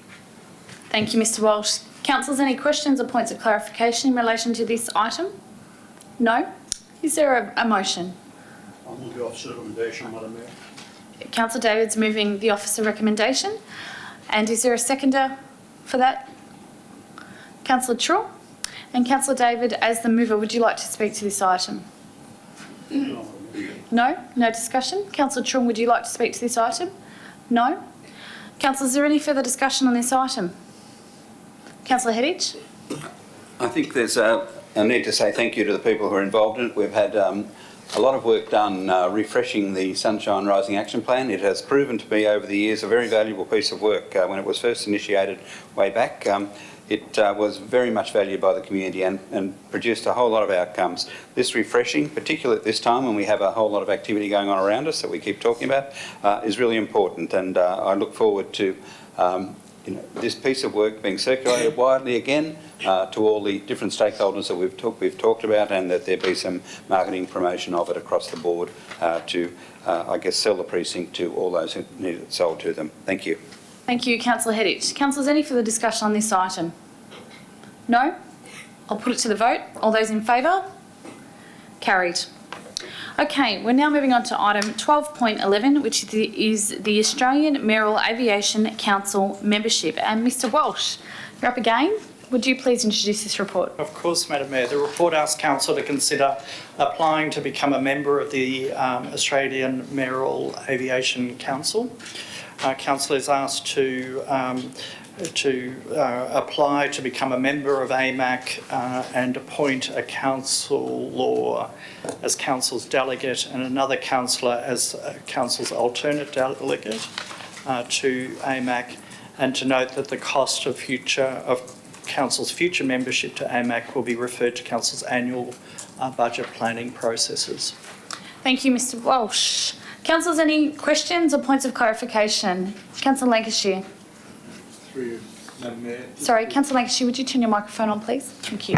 Through you, Madam Mayor. The cost of membership, I understand that their meeting is in Sydney. Is there any idea of the cost of attending that group? Sorry, if there's just any idea of the cost of attending that, accommodation, flights, etc., adding to that other cost. Thank you, Councillor Lancashire. Mr Walsh, are you able to respond to that question? Or? I am, Madam Mayor. There are no specifics available at this point in time. However, it would be the equivalent of attending a conference. Thank you, Mr Walsh. Councillor Papafodio, do you have a question? Yes? How many other councils are a member of this in the West and in the Northwest? Madam Mayor, through you, Madam Mayor, if I may clarify, is the councillor only referring to Victorian members? Yes. Thank you. Through you, Madam Mayor, there is only one other council in Victoria that is a member of AMAC, and that is Hume City Council, which is, as councillors are aware, adjoining to the Melbourne Airport as well. Thank you, Mr Walsh. Councillor Papafodio, did you have any further questions? No? Councillors, any further questions? Councillor Lancashire. Through you, Madam Mayor, it obviously is a very significant amount of money. Is there any intent to prepare a submission for that forum group in terms of speaking to it or having a submission as part of that process? Mr Walsh, are you able to answer that question, or would you like some further information? Through you, Madam Mayor, if I understand the question, it relates to whether Council would prepare submissions to AMAC. To my knowledge, AMAC is a forum where councils come together to seek advice from experts and others in relation to airport operations and the impact on adjacent cities, through participating in the annual meeting that provides councillors and council's delegate to that meeting with the opportunity to discuss and express experience and approaches to the matters of running a city adjacent to an airport, and so in that context would be making submissions to AMAC. Thank you, Mr. Walsh. Councillors, any further questions or points of clarification on this item? No? Is there a motion, councillors, on this item? Councillor Papafodio? I do not support this recommendation. Thank you. We don't have a motion on the table at this point. Councillors, is there a mover of a motion for this item? Councillor Heddich? Sorry, turn your microphone on, please. Councillor Heddich. Sorry, and stand up. Moved as per the business papers, and that we appoint Councillor Congreve as the Council's delegate and Councillor Tarkos as the Council's alternate delegate to the Australian Mayoral Aviation Council from August 2019 until Council resolves otherwise and notes the costs as per item C. Thank you, Councillor Heddich. Is there a seconder for this item? Councillor Duty Chair. Councillor Heddich, would you like to speak on this item? Just briefly, Madam Mayor, this particular forum enables Council to engage with mayors and councils all around the country. We know that there is a lot of work going on at airports all around Australia at the moment, and that's what's happening here in Melbourne. It's really important that we are at tables and we understand the issues that are facing us. We know that communities all around Australia and internationally are facing I guess noise mitigation issues, emissions mitigation issues, all sorts of different issues, and they need to understand the research and evidence and what different places are doing to support both airports and economic development and communities who are impacted by airports on the other hand. So I think this is a really valuable opportunity for the next year or two while we go through this process with Melbourne Airport, with the North-South Runway extension proposal that's coming before us at the moment, to get some understanding of what else is going on around the country and to participate in the discussions and to bring back knowledge and information to this council table so that we can hear about it too. So I commend the motion as put forward. Thank you, Councillor Heddich. Councillor Duty Chair, would you like to speak on this Just item? briefly, Madam Mayor. Madam Mayor, I think it's quite known around the table that I had my concerns about joining this council, the Aviation Council membership, but I've since done some homework on it, and I think that considering the issues that we are now having with the Melbourne Airport, I think it would be an important forum for council to express concerns to the Aviation Council about the community concerns at the moment, but also would be a great source of deriving information from this membership also. So I do commend now the membership, but I would also like to see it reviewed as it says in the council papers in the budget process. Thank you. Thank you, Councillor Duty Chair. Councillors, any further discussion on this item? Councillor Papafodio. Madam Mayor, I do not support the officer recommendation. It's an extraordinary amount to pay $12,928 just as a membership fee for this. This does not include other expenses of travelling in the future, interstate. I believe we are doing so much with the airport at the moment. We have regular weekly meetings and very good contact. Thank you. Thank you, Councillor Papafodio. Councillors, any further discussion on this item? Councillor Lancashire. Through you, Madam Mayor, I also have some concerns over the very high cost of this, nearly $13,000 and then another potentially $3,000 as $16,000. I just wonder about the value, given, again, we've got notice of motion, we've got meetings with the airport, we've already resolved that we'll have I'm looking for the term, we have an agreement with the airport in terms of consulting with them. We seem to be doing a lot in that area and a lot of public notification in relation to all of this. And I think we're already getting a lot of information out of that. I'm not too sure that this is going to add significantly to it. We're not going to present at that forum. It doesn't seem to be the type of forum where you would present at it. It's just going to be, look, it sounds like a bit of a talk fest. I'm not too sure of how it makes decisions to get any sort of directions or further advocacy out of it. So I just have concerns over that sort of expenditure. Thank you, Madam Mayor. Thank you, Councillor Lancashire. Councillors, any further discussion on this item? No? Councillor Hedditch has, Councillor David, would you like to? Just a question, Madam Mayor. It was a question asked earlier by Councillor as to how many other councils are members or taking membership to this aviation. We heard it was only one? One in Victoria. Only one Victoria. But there are other councils across Australia, from what I understand. Mr. Walsh, do we have my apologies, Madam Mayor, I don't have the figure in front of me of total membership. However, I can make the observation that each state does have representation on AMAC. So I can take that question on notice and come back to Council. Thank you. Councillors, any further discussion on this item? No? Councillor Hedditch, you have the right of reply. 2 minutes. Yep, thank you. Thank you for the feedback, councillors. Always needed. Cost questions, value questions are always good ones. $12,000 is in some ways a significant amount of money, but in other ways it is not.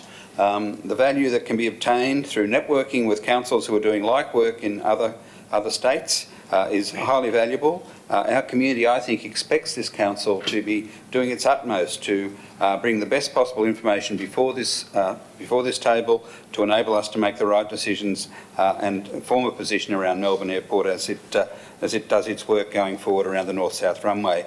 For me, I think the information that you can get through sharing information, reports and various other things that are being done by various communities to deal with the issues they face, and sharing that information gives a much richer and much deeper set of information for us to consider.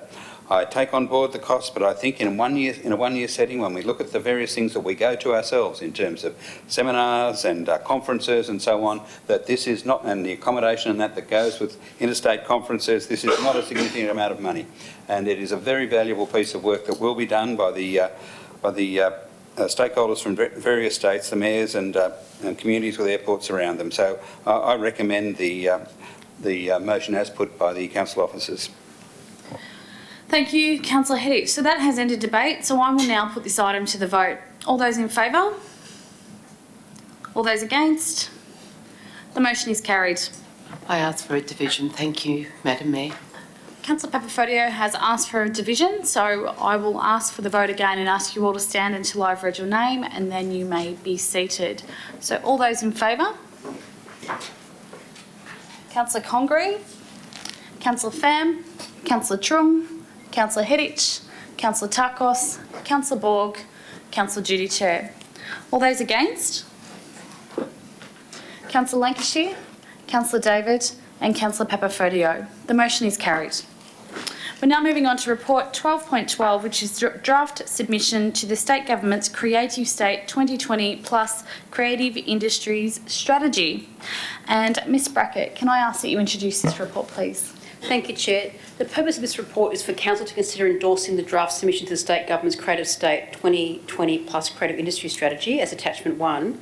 The State Government is seeking views to inform its next 4-year creative industry strategy covering the period 2020-2024. There is strong alignment between Creative State and many of Council's adopted strategies and policies. Recent community and sector consultations demonstrate support for the ongoing activities and investment in arts and culture as a way of enhancing community wellbeing, improve the visitor experience and support better economic outcomes. Future major investment projects could also be a catalyst for significant arts infrastructure and other cultural offerings in Sunshine and Brimbank. It's recommended that the Council endorse the draft submission at the attachment and that it's submitted by the due date to State Government. Thank you, Ms Brackett. Councillors, any questions or points of clarification in relation to this item? No? Is there a motion, councillors? Councillor Borg, would you move the motion, please? Thank you. I'll move the motion as per papers. Thank you, Councillor Borg. And I have a seconder for that item, Councillor Pham. Councillor Borg, would you like to speak to this item? Yes, I do, Madam Mayor. Arts and culture play a significant role in our society. The economic, social, and cultural values that they bring through creative industries are highly recognized and well known. Because of this, Brimbank Council in recent years has adopted policies and strategies that support the development of Brimbank as a desirable and culturally rich destination. Last year, Council adopted its first cultural strategy. Council believes that everyone should have access to, be able to participate in, or experience cultural activities as part of an enjoyable and healthy lifestyle. Council has a lead and advocacy role in nurturing the local arts and cultural industry. Indeed, the building of the Bowery Theatre, the yearly community grants in arts and culture, curation of 5 galleries, provision of art studio spaces to support artist development, and of course the iconic Man Holding the Cow by John Kelly are testimony of that. Having such a rich diversity of cultures has a great potential in developing Brimbank as a desirable and culturally rich destination to live, work, visit, create, and invest. The submission to the state government will further enhance this potential. Thank you. Thank you, Councillor Borg. Councillor Fan, would you like to speak to this item? Yes. So I recognise that Brimbank is the most diverse city council, and by submitting the draft submission to the state government about creative state, it would enable Brimbank to be a place that promotes greater participation in art by the broader community, which means all other people from different culture can participate in art and having their voice and their feeling in different pieces of art in the Brimbank City Council land. Support and recognise the value of cultural activity as a tool for engaging community. And I think through art, it speaks more than words. Provides artists networking opportunity. Same thing, creating connection between different artists from different backgrounds within artist network. Ensuring creativity in everybody's business. Art doesn't need to be just, drawing or dancing. It can be in any form of life. Providing opportunity for more young people to become involved. I think that's also a good step for our young people at a future career as well. I've seen a lot of young artists in doing public art, and throughout Brimbank recently in St. Albans, in Deer Park, Kilo, very proud of the piece of art. Also supporting volunteer. Understand the importance of training and professional development.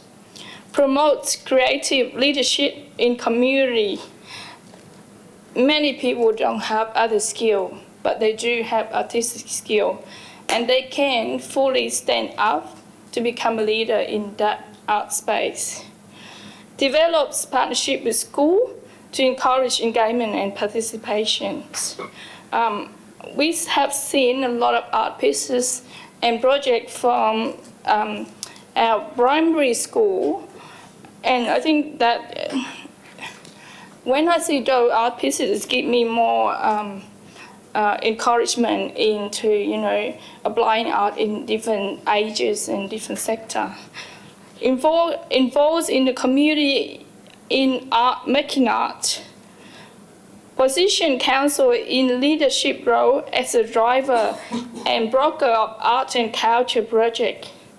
Recently, we've been proposing to have Indigenous arts in our chamber, and I am looking forward to see that in the very near future. Recognise the importance of public art in establishing community identity. Through art, I think... Sorry, do you need some more time? Yeah, just Extension 1 minute. 2 minutes, please. Yep. Thank you. I think through art, we can speak about our culture, about our colour, and about our journey more than any word that, putting on the table. And I hope to see more of that diverse piece of art in Brimbank. Thank you. Thank you, Councillor Pham. Councillors, any further discussion on this item? No? I'll put it to the vote. All those in favour? Carried. Okay, we're now moving on to item report 1213, which is the draft sponsorship policy of 2019. And Mr Hogan, I'll ask you to introduce the report, please. Thank you, Madam Mayor. Council is asked to consider the adoption of the attached draft sponsorship policy, which relates to the principles and standards of inbound sponsorship acceptable to Council. Thank you. Councillors, are there any questions or points of clarification in relation to this item? No. Is there a motion, councillors? Councillor Takos? I'd like to move the motion as per officer recommendation. Thank you. Thank you, Councillor Takos. Councillors, is there a seconder on this item? Councillor Pham, thank you. Councillor Takos, would you like to speak to this item? Madam Mayor, I did not, upon first glance, fully embrace this idea of sponsorship.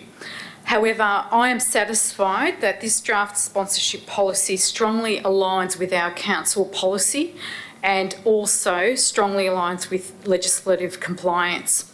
Madam Mayor, the reality is that our council is heavily reliant on rates, more so than any other council, as our major source of revenue. We now operate in a rate-capped environment, putting further constraints upon us, but our needs and our demands across Brimbank have increased and not decreased. As a council, when we were elected, we embarked on an ambitious reform agenda to improve our parks and to improve all our sports facilities and upgrade our leisure centres, as they had been in long need and are desperately in need of upgrades. We have choices, I understand that, and a lot of us may not ideologically like the idea of sponsorship, but we have a capital works program ahead of us that's allocated for sports facilities through the sports facilities plan for the next 10 years and beyond. How will we achieve this? It's not something we can achieve on our own. Yet we still have a lot to do. Even now, we have more needs that are springing up as we go through our reports. People say, look, we need more parks upgraded. People call us, we need further services, enhancements with our leisure centres because we need more services delivered through that. So we need to look at alternatives. We need to look at sponsorship, but in looking also in sponsorship, I want us to look at partnerships as well. And I think the Victoria University exemplified the concept of a partnership where it has worked together to provide a course. We need to look at partnerships that can provide in the delivery of services that align with our principles. So in looking, we are looking at state, federal, as well as corporates that are strongly aligned to our council's principles of building community resilience, having a community-first outlook, believing in social justice and fairness, and also sustainability as being the key principles. We also have strong exclusions of certain sponsors that would not align with us, and I am confident that, like many other councils that implement similar policies as this one, we can pursue opportunities that provide the best outcomes for our community by observing those strong principles that we operate in. Thank you. Thank you, Councillor Takos. Councillor Pham, did you want to speak as a seconder on this item? No? Any further discussion on this item, councillors? Councillor Hidditch. Thank you, Madam Mayor. I support all that Councillor Takos said. I also wanted to just put on the record that in terms of this policy, I was confused a little bit by point 3 policy scope, where it applies in 3.1 to all sponsorship agreements entered into by council as the recipient of sponsorship, and 3.2 where council's employees and contractors of council, as well as those organisations wishing to enter into sponsorship agreements with council, are covered. I personally couldn't see the councillors and employees of this particular council wanting to enter into sponsorship agreements with council, but in discussing it with Director Dan Hogan, I am assured and convinced now that this is a catch-all clause that enables council to administer a sponsorship policy, of this nature with a wide net. So on that basis, I feel that I am assured now. I guess I look forward to the application of the policy and the reporting back on how it's implemented. Thank you. Thank you, Councillor Hedditch. Any further discussion on this item, councillors? No? I'll put it to the vote. All those in favour? Carried. Okay, we're now moving on to report 12.14, which is contract number 16-2096, supply of hot mix asphalt, extension of contract. Mr. Whiteside, would you like to introduce this wonderful report to the chamber? Thank you, Madam Mayor. So this report is for Council to consider the extension of the contract for supply of hot mix asphalt for 1 year. The contract, which has a panel of contractors, is for the supply of hot mix asphalt at their plants into Council's plants and equipment. It's due to expire in September. Thank you. Thank you, Mr. Whiteside. Councillors, are there any questions or points of clarification in relation to this item? Just a quick one. Councillor Hedditch.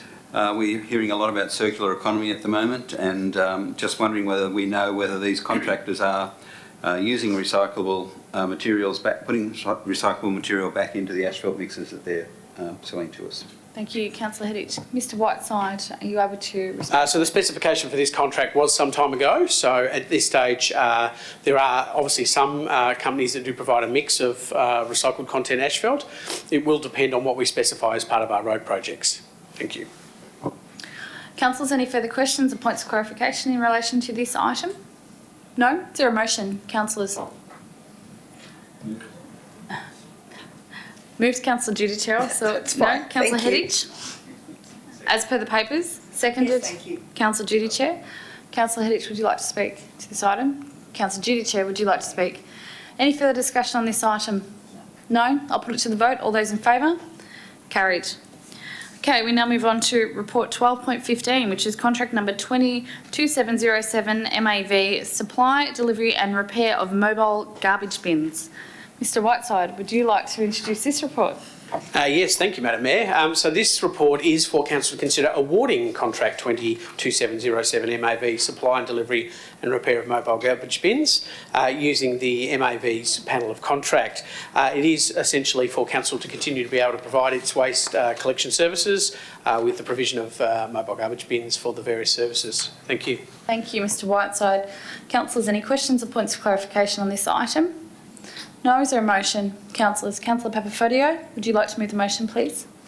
As per the papers. Thank you. Councillor Papafodio, seconded by Councillor Trong. Any discussion on this item from the mover? No? Nothing from Councillor Papafodio. Councillor Trong? No discussion. Councillors, any further discussion on this item?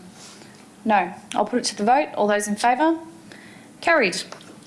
Okay, that is the end of our officer reports this evening. So we're now moving on to item number 13, which is notices of motion.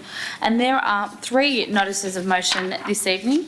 The first notice of motion is in relation to the Western Interstate Freight Terminal.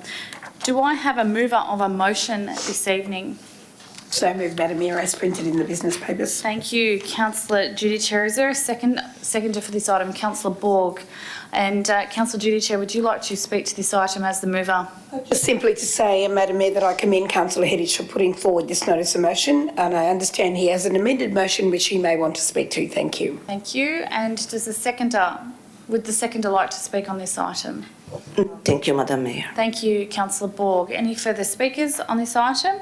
Councillor Hedditch, would you like to... I'd like to move an amended motion, Madam Mayor. Thank you, Councillor Hedditch. Would you like to move your motion, please? Yes. Your amendment.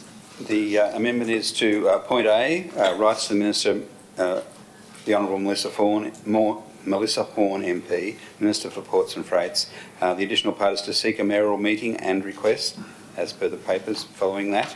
And B, writes to and seeks a mayoral meeting with Deputy Prime Minister and Minister for Infrastructure, Transport and Regional Development, Michael McCormack, on inland rail and Western Interstate Freight Terminal progress and future development, and C, seeks expert advice as per the papers. Thank you, Councillor Hedditch. Is there a seconder for the amendment? Councillor Tarkos? And would the mover of the amendment like to speak to your amendment? Councillor Hedditch. Thank you, Madam Mayor. Just briefly, the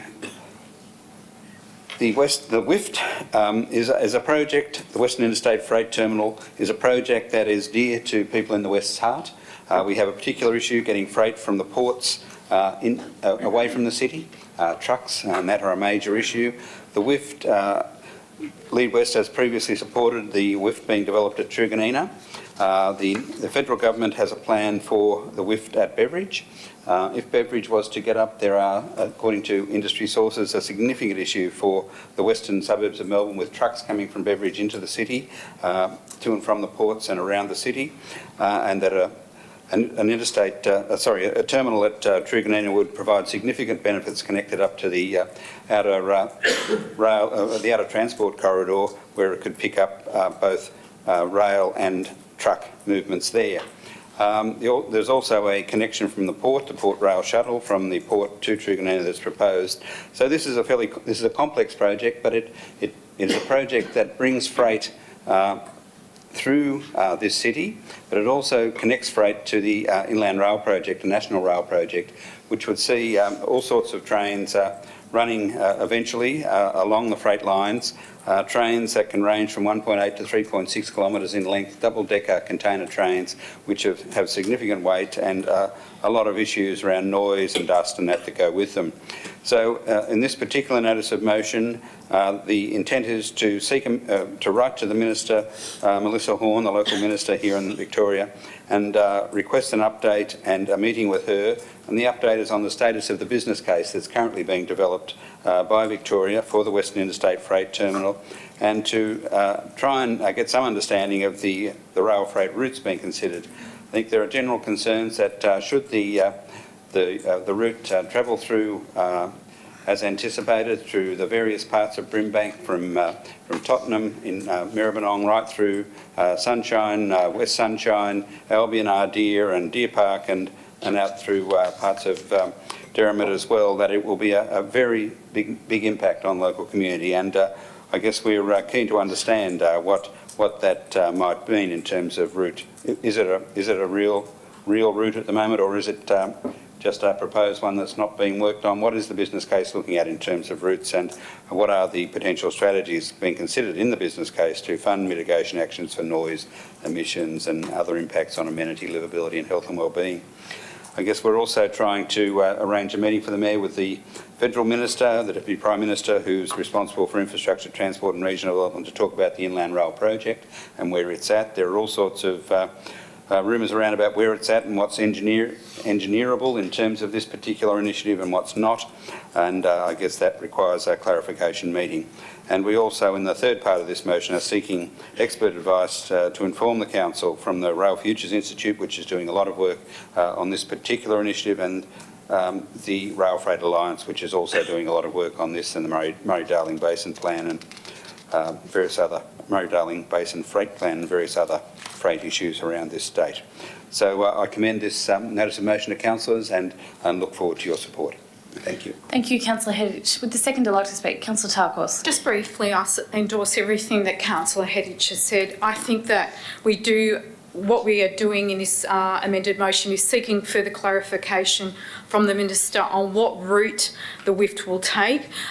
If it is from Beveridge and likely to go through Sunshine, these trains will be decked, will be double decker, and will be the impact of noise to the amenity will be a vast one. And also, will they be broken up at Tottenham, which is quite a landlocked area? So there is that another impact to amenities. So how much can Sunshine take with the mail going in, and also with this uncertainty of the WIFT, which we understand needs a route. We need to shift that from the docks. However, we need to have these urgent discussions, and I commend this motion and that the Mayor sets up the meetings and gets further clarification for our council. Thank you. Thank you, Councillor Tarkos. Councillors, any further discussion on this item? No? Okay, I'm going to put it to the vote. We're putting the amendment to the vote. So we're just voting on the inclusion of the additional items at this point in time. So all those in favour of the amended motion? Carried. Okay, so the amended motion now becomes the substantive motion. Is there any further discussion on the substantive motion, councillors? Any further debate? No? So now we're going to vote on the motion. Councillors, all in favour of the motion? Carried. Thank you. Okay, we're now moving on to item 13.2, which is a notice of motion in relation to Melbourne Airport third runway. Now, do I have a mover of that motion? Councillor Tarkos. Madam Mayor, I'd like to move the notice of motion as put in the business papers. Thank you. Thank you, Councillor Tarkos. Is there a seconder on this item? Councillor Heddich and Councillor Tarkos, would you like to speak to this item? Thank you, Madam Mayor. On the 27th of June 2019, Melbourne Airport announced its third runway will be subject to a period of further technical consultation with the government, airlines, regulatory bodies, following a detailed review of the proposed east-west alignment. The consultation will extend through at the second half of 2019. The announcement was a great shock to a lot of people and was a result of a planning review that the Melbourne Airport undertook over the last 6 months to assess whether the east-west alignment remained their preferred option for the third runway they announced in 2013. Whilst Melbourne Airport advises that there has been no decision to change the direction of the runway, they are commencing technical consultation with their airline customers, the federal government, regulatory bodies and other stakeholders to inform their final decision. Madam Mayor, the north-south alignment will have significant impact on Brimbank, particularly Keilor, Kealba, Sunshine North and parts of Sunshine. Other areas Brimbank are already impacted by aircraft noise associated with the current runways include St Albans, Keilor Downs and Keilor. Council is concerned about the potential health impacts of increased aircraft noise on residents, particularly at night. Council is also concerned at the potential impacts on the learning environments for Brimbank's student populations at schools located within the areas affected by current and projected aircraft noise. Council endorsed its submission to the draft Melbourne Airport Master Plan back in 2018, which was a draft master plan at the time, at its ordinary council meeting on the 18th of September 2018, where council identified the following outcomes it sought from the draft master plan. That Melbourne Airport acknowledges its role and responsibility in addressing noise, the need for improvements to noise complaint handling practices, the need to address noise abatement procedures, particularly at nighttime, which includes noise sharing, ensure an appropriate network of environmental monitoring units, including an EMU in Keilor, improve information about noise, and also engage with the affected community in Brimbank in relation to the short-term noise impacts during the time the third runway is being constructed. A recent study into the health effects of environmental noise by the Department of Health, which is a federal body, outlines that there is a causal relationship between environmental noise and both sleep disturbance and cardiovascular disease to warrant health-based limits for residential land users. That further investigation was needed in relation to environmental noise and its association with poorer cognitive performance and health impacts on vulnerable groups, including children, and that research on the health impacts of environmental noise in the Australian context should be a priority. It is important that any future work properly considers the health impacts of increased aircraft noise on the residents of Brimbank. A key way to understand aircraft noise is through the appropriate placement of noise monitors. Air Services removed the noise monitor located at Keilor Village in 2016.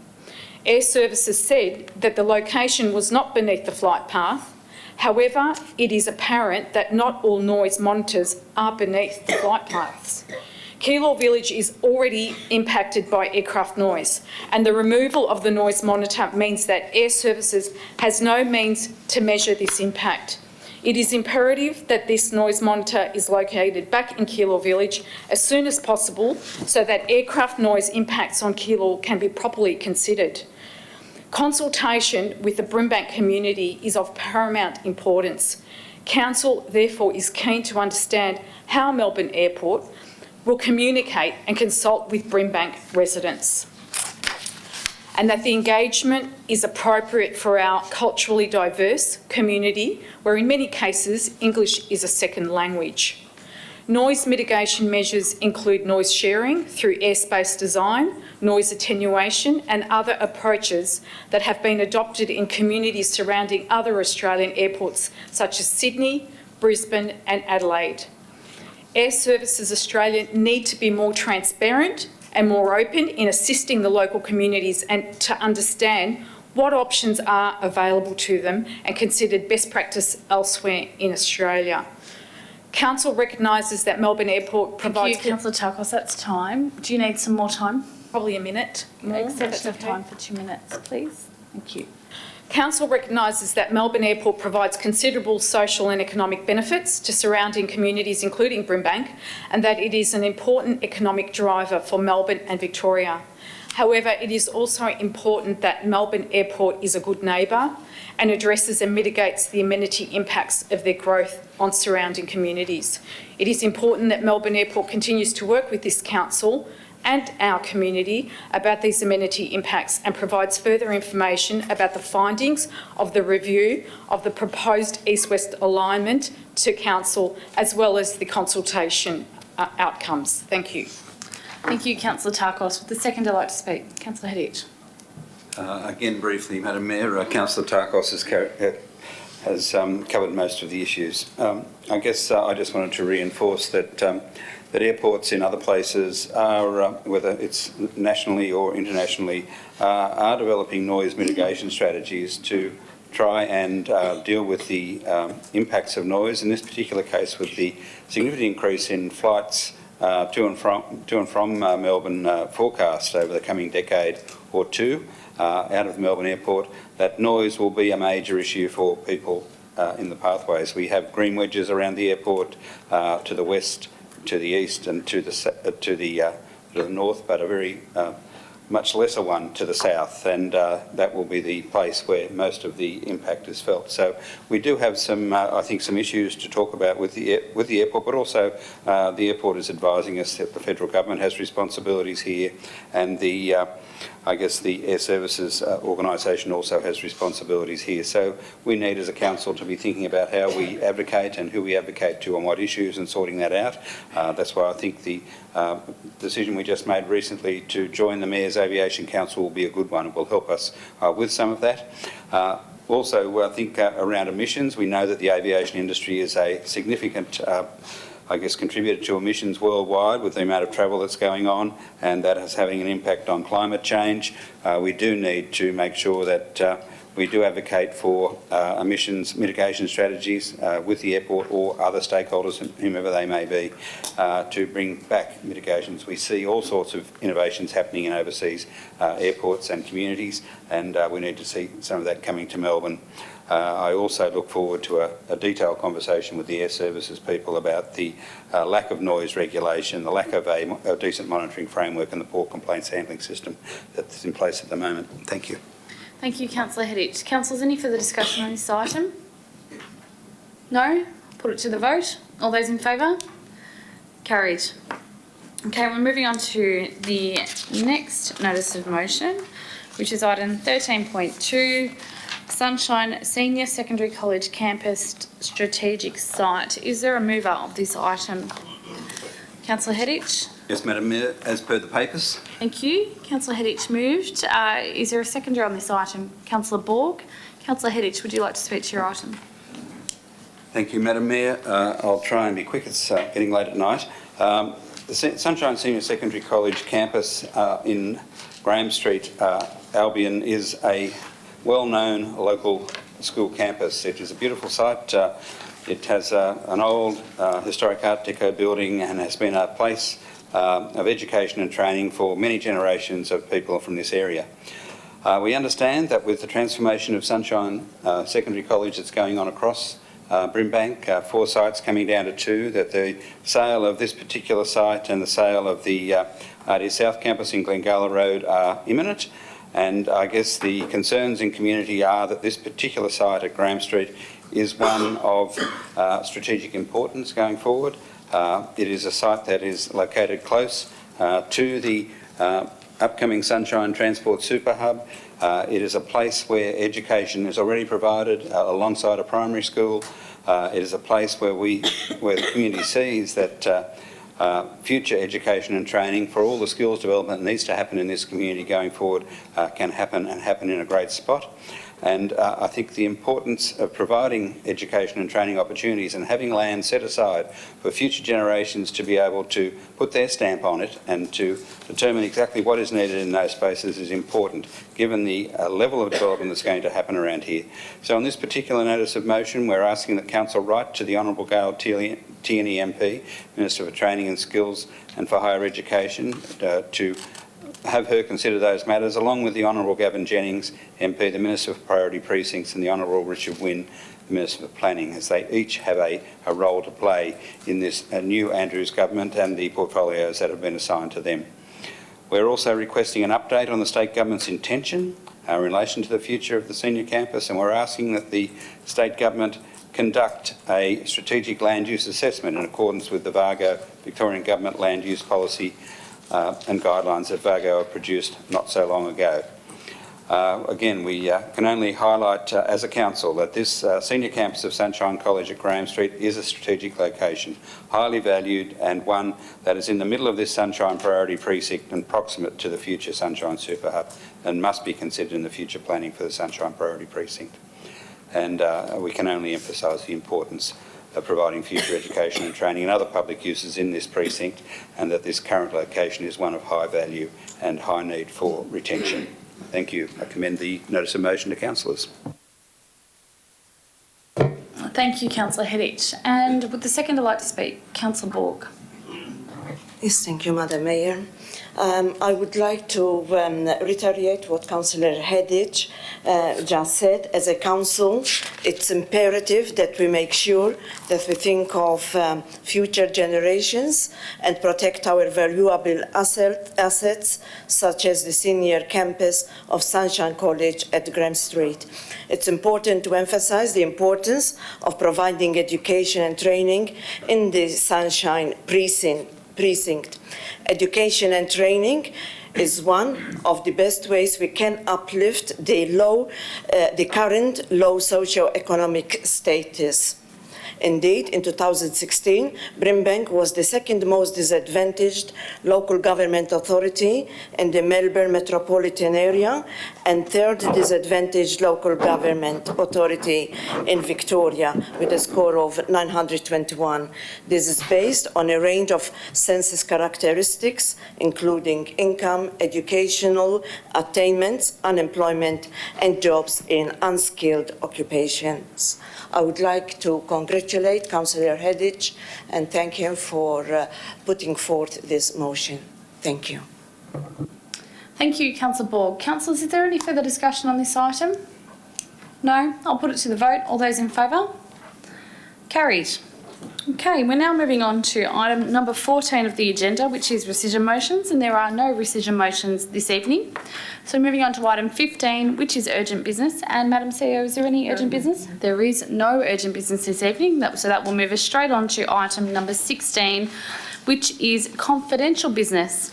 Now, may I have a mover of a motion to close the meeting to members of the public for the consideration of item 16.1, which we designated as confidential at the start of this evening. Is there a mover of a motion? Councillor Chung, seconded. Councillor David. All those in favour? Carried. Thank you. So I will now close this meeting to members of the public at 9:12 p.m. Thank you.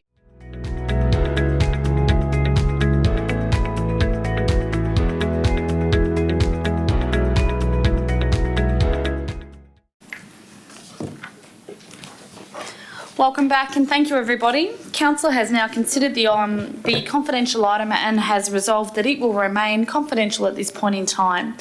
That is the close of this meeting this evening. There are no further items for discussion, so I'd like to thank everybody for attending and your interest in tonight's meeting, and I declare this meeting now closed at 9:27 p.m. Thank you.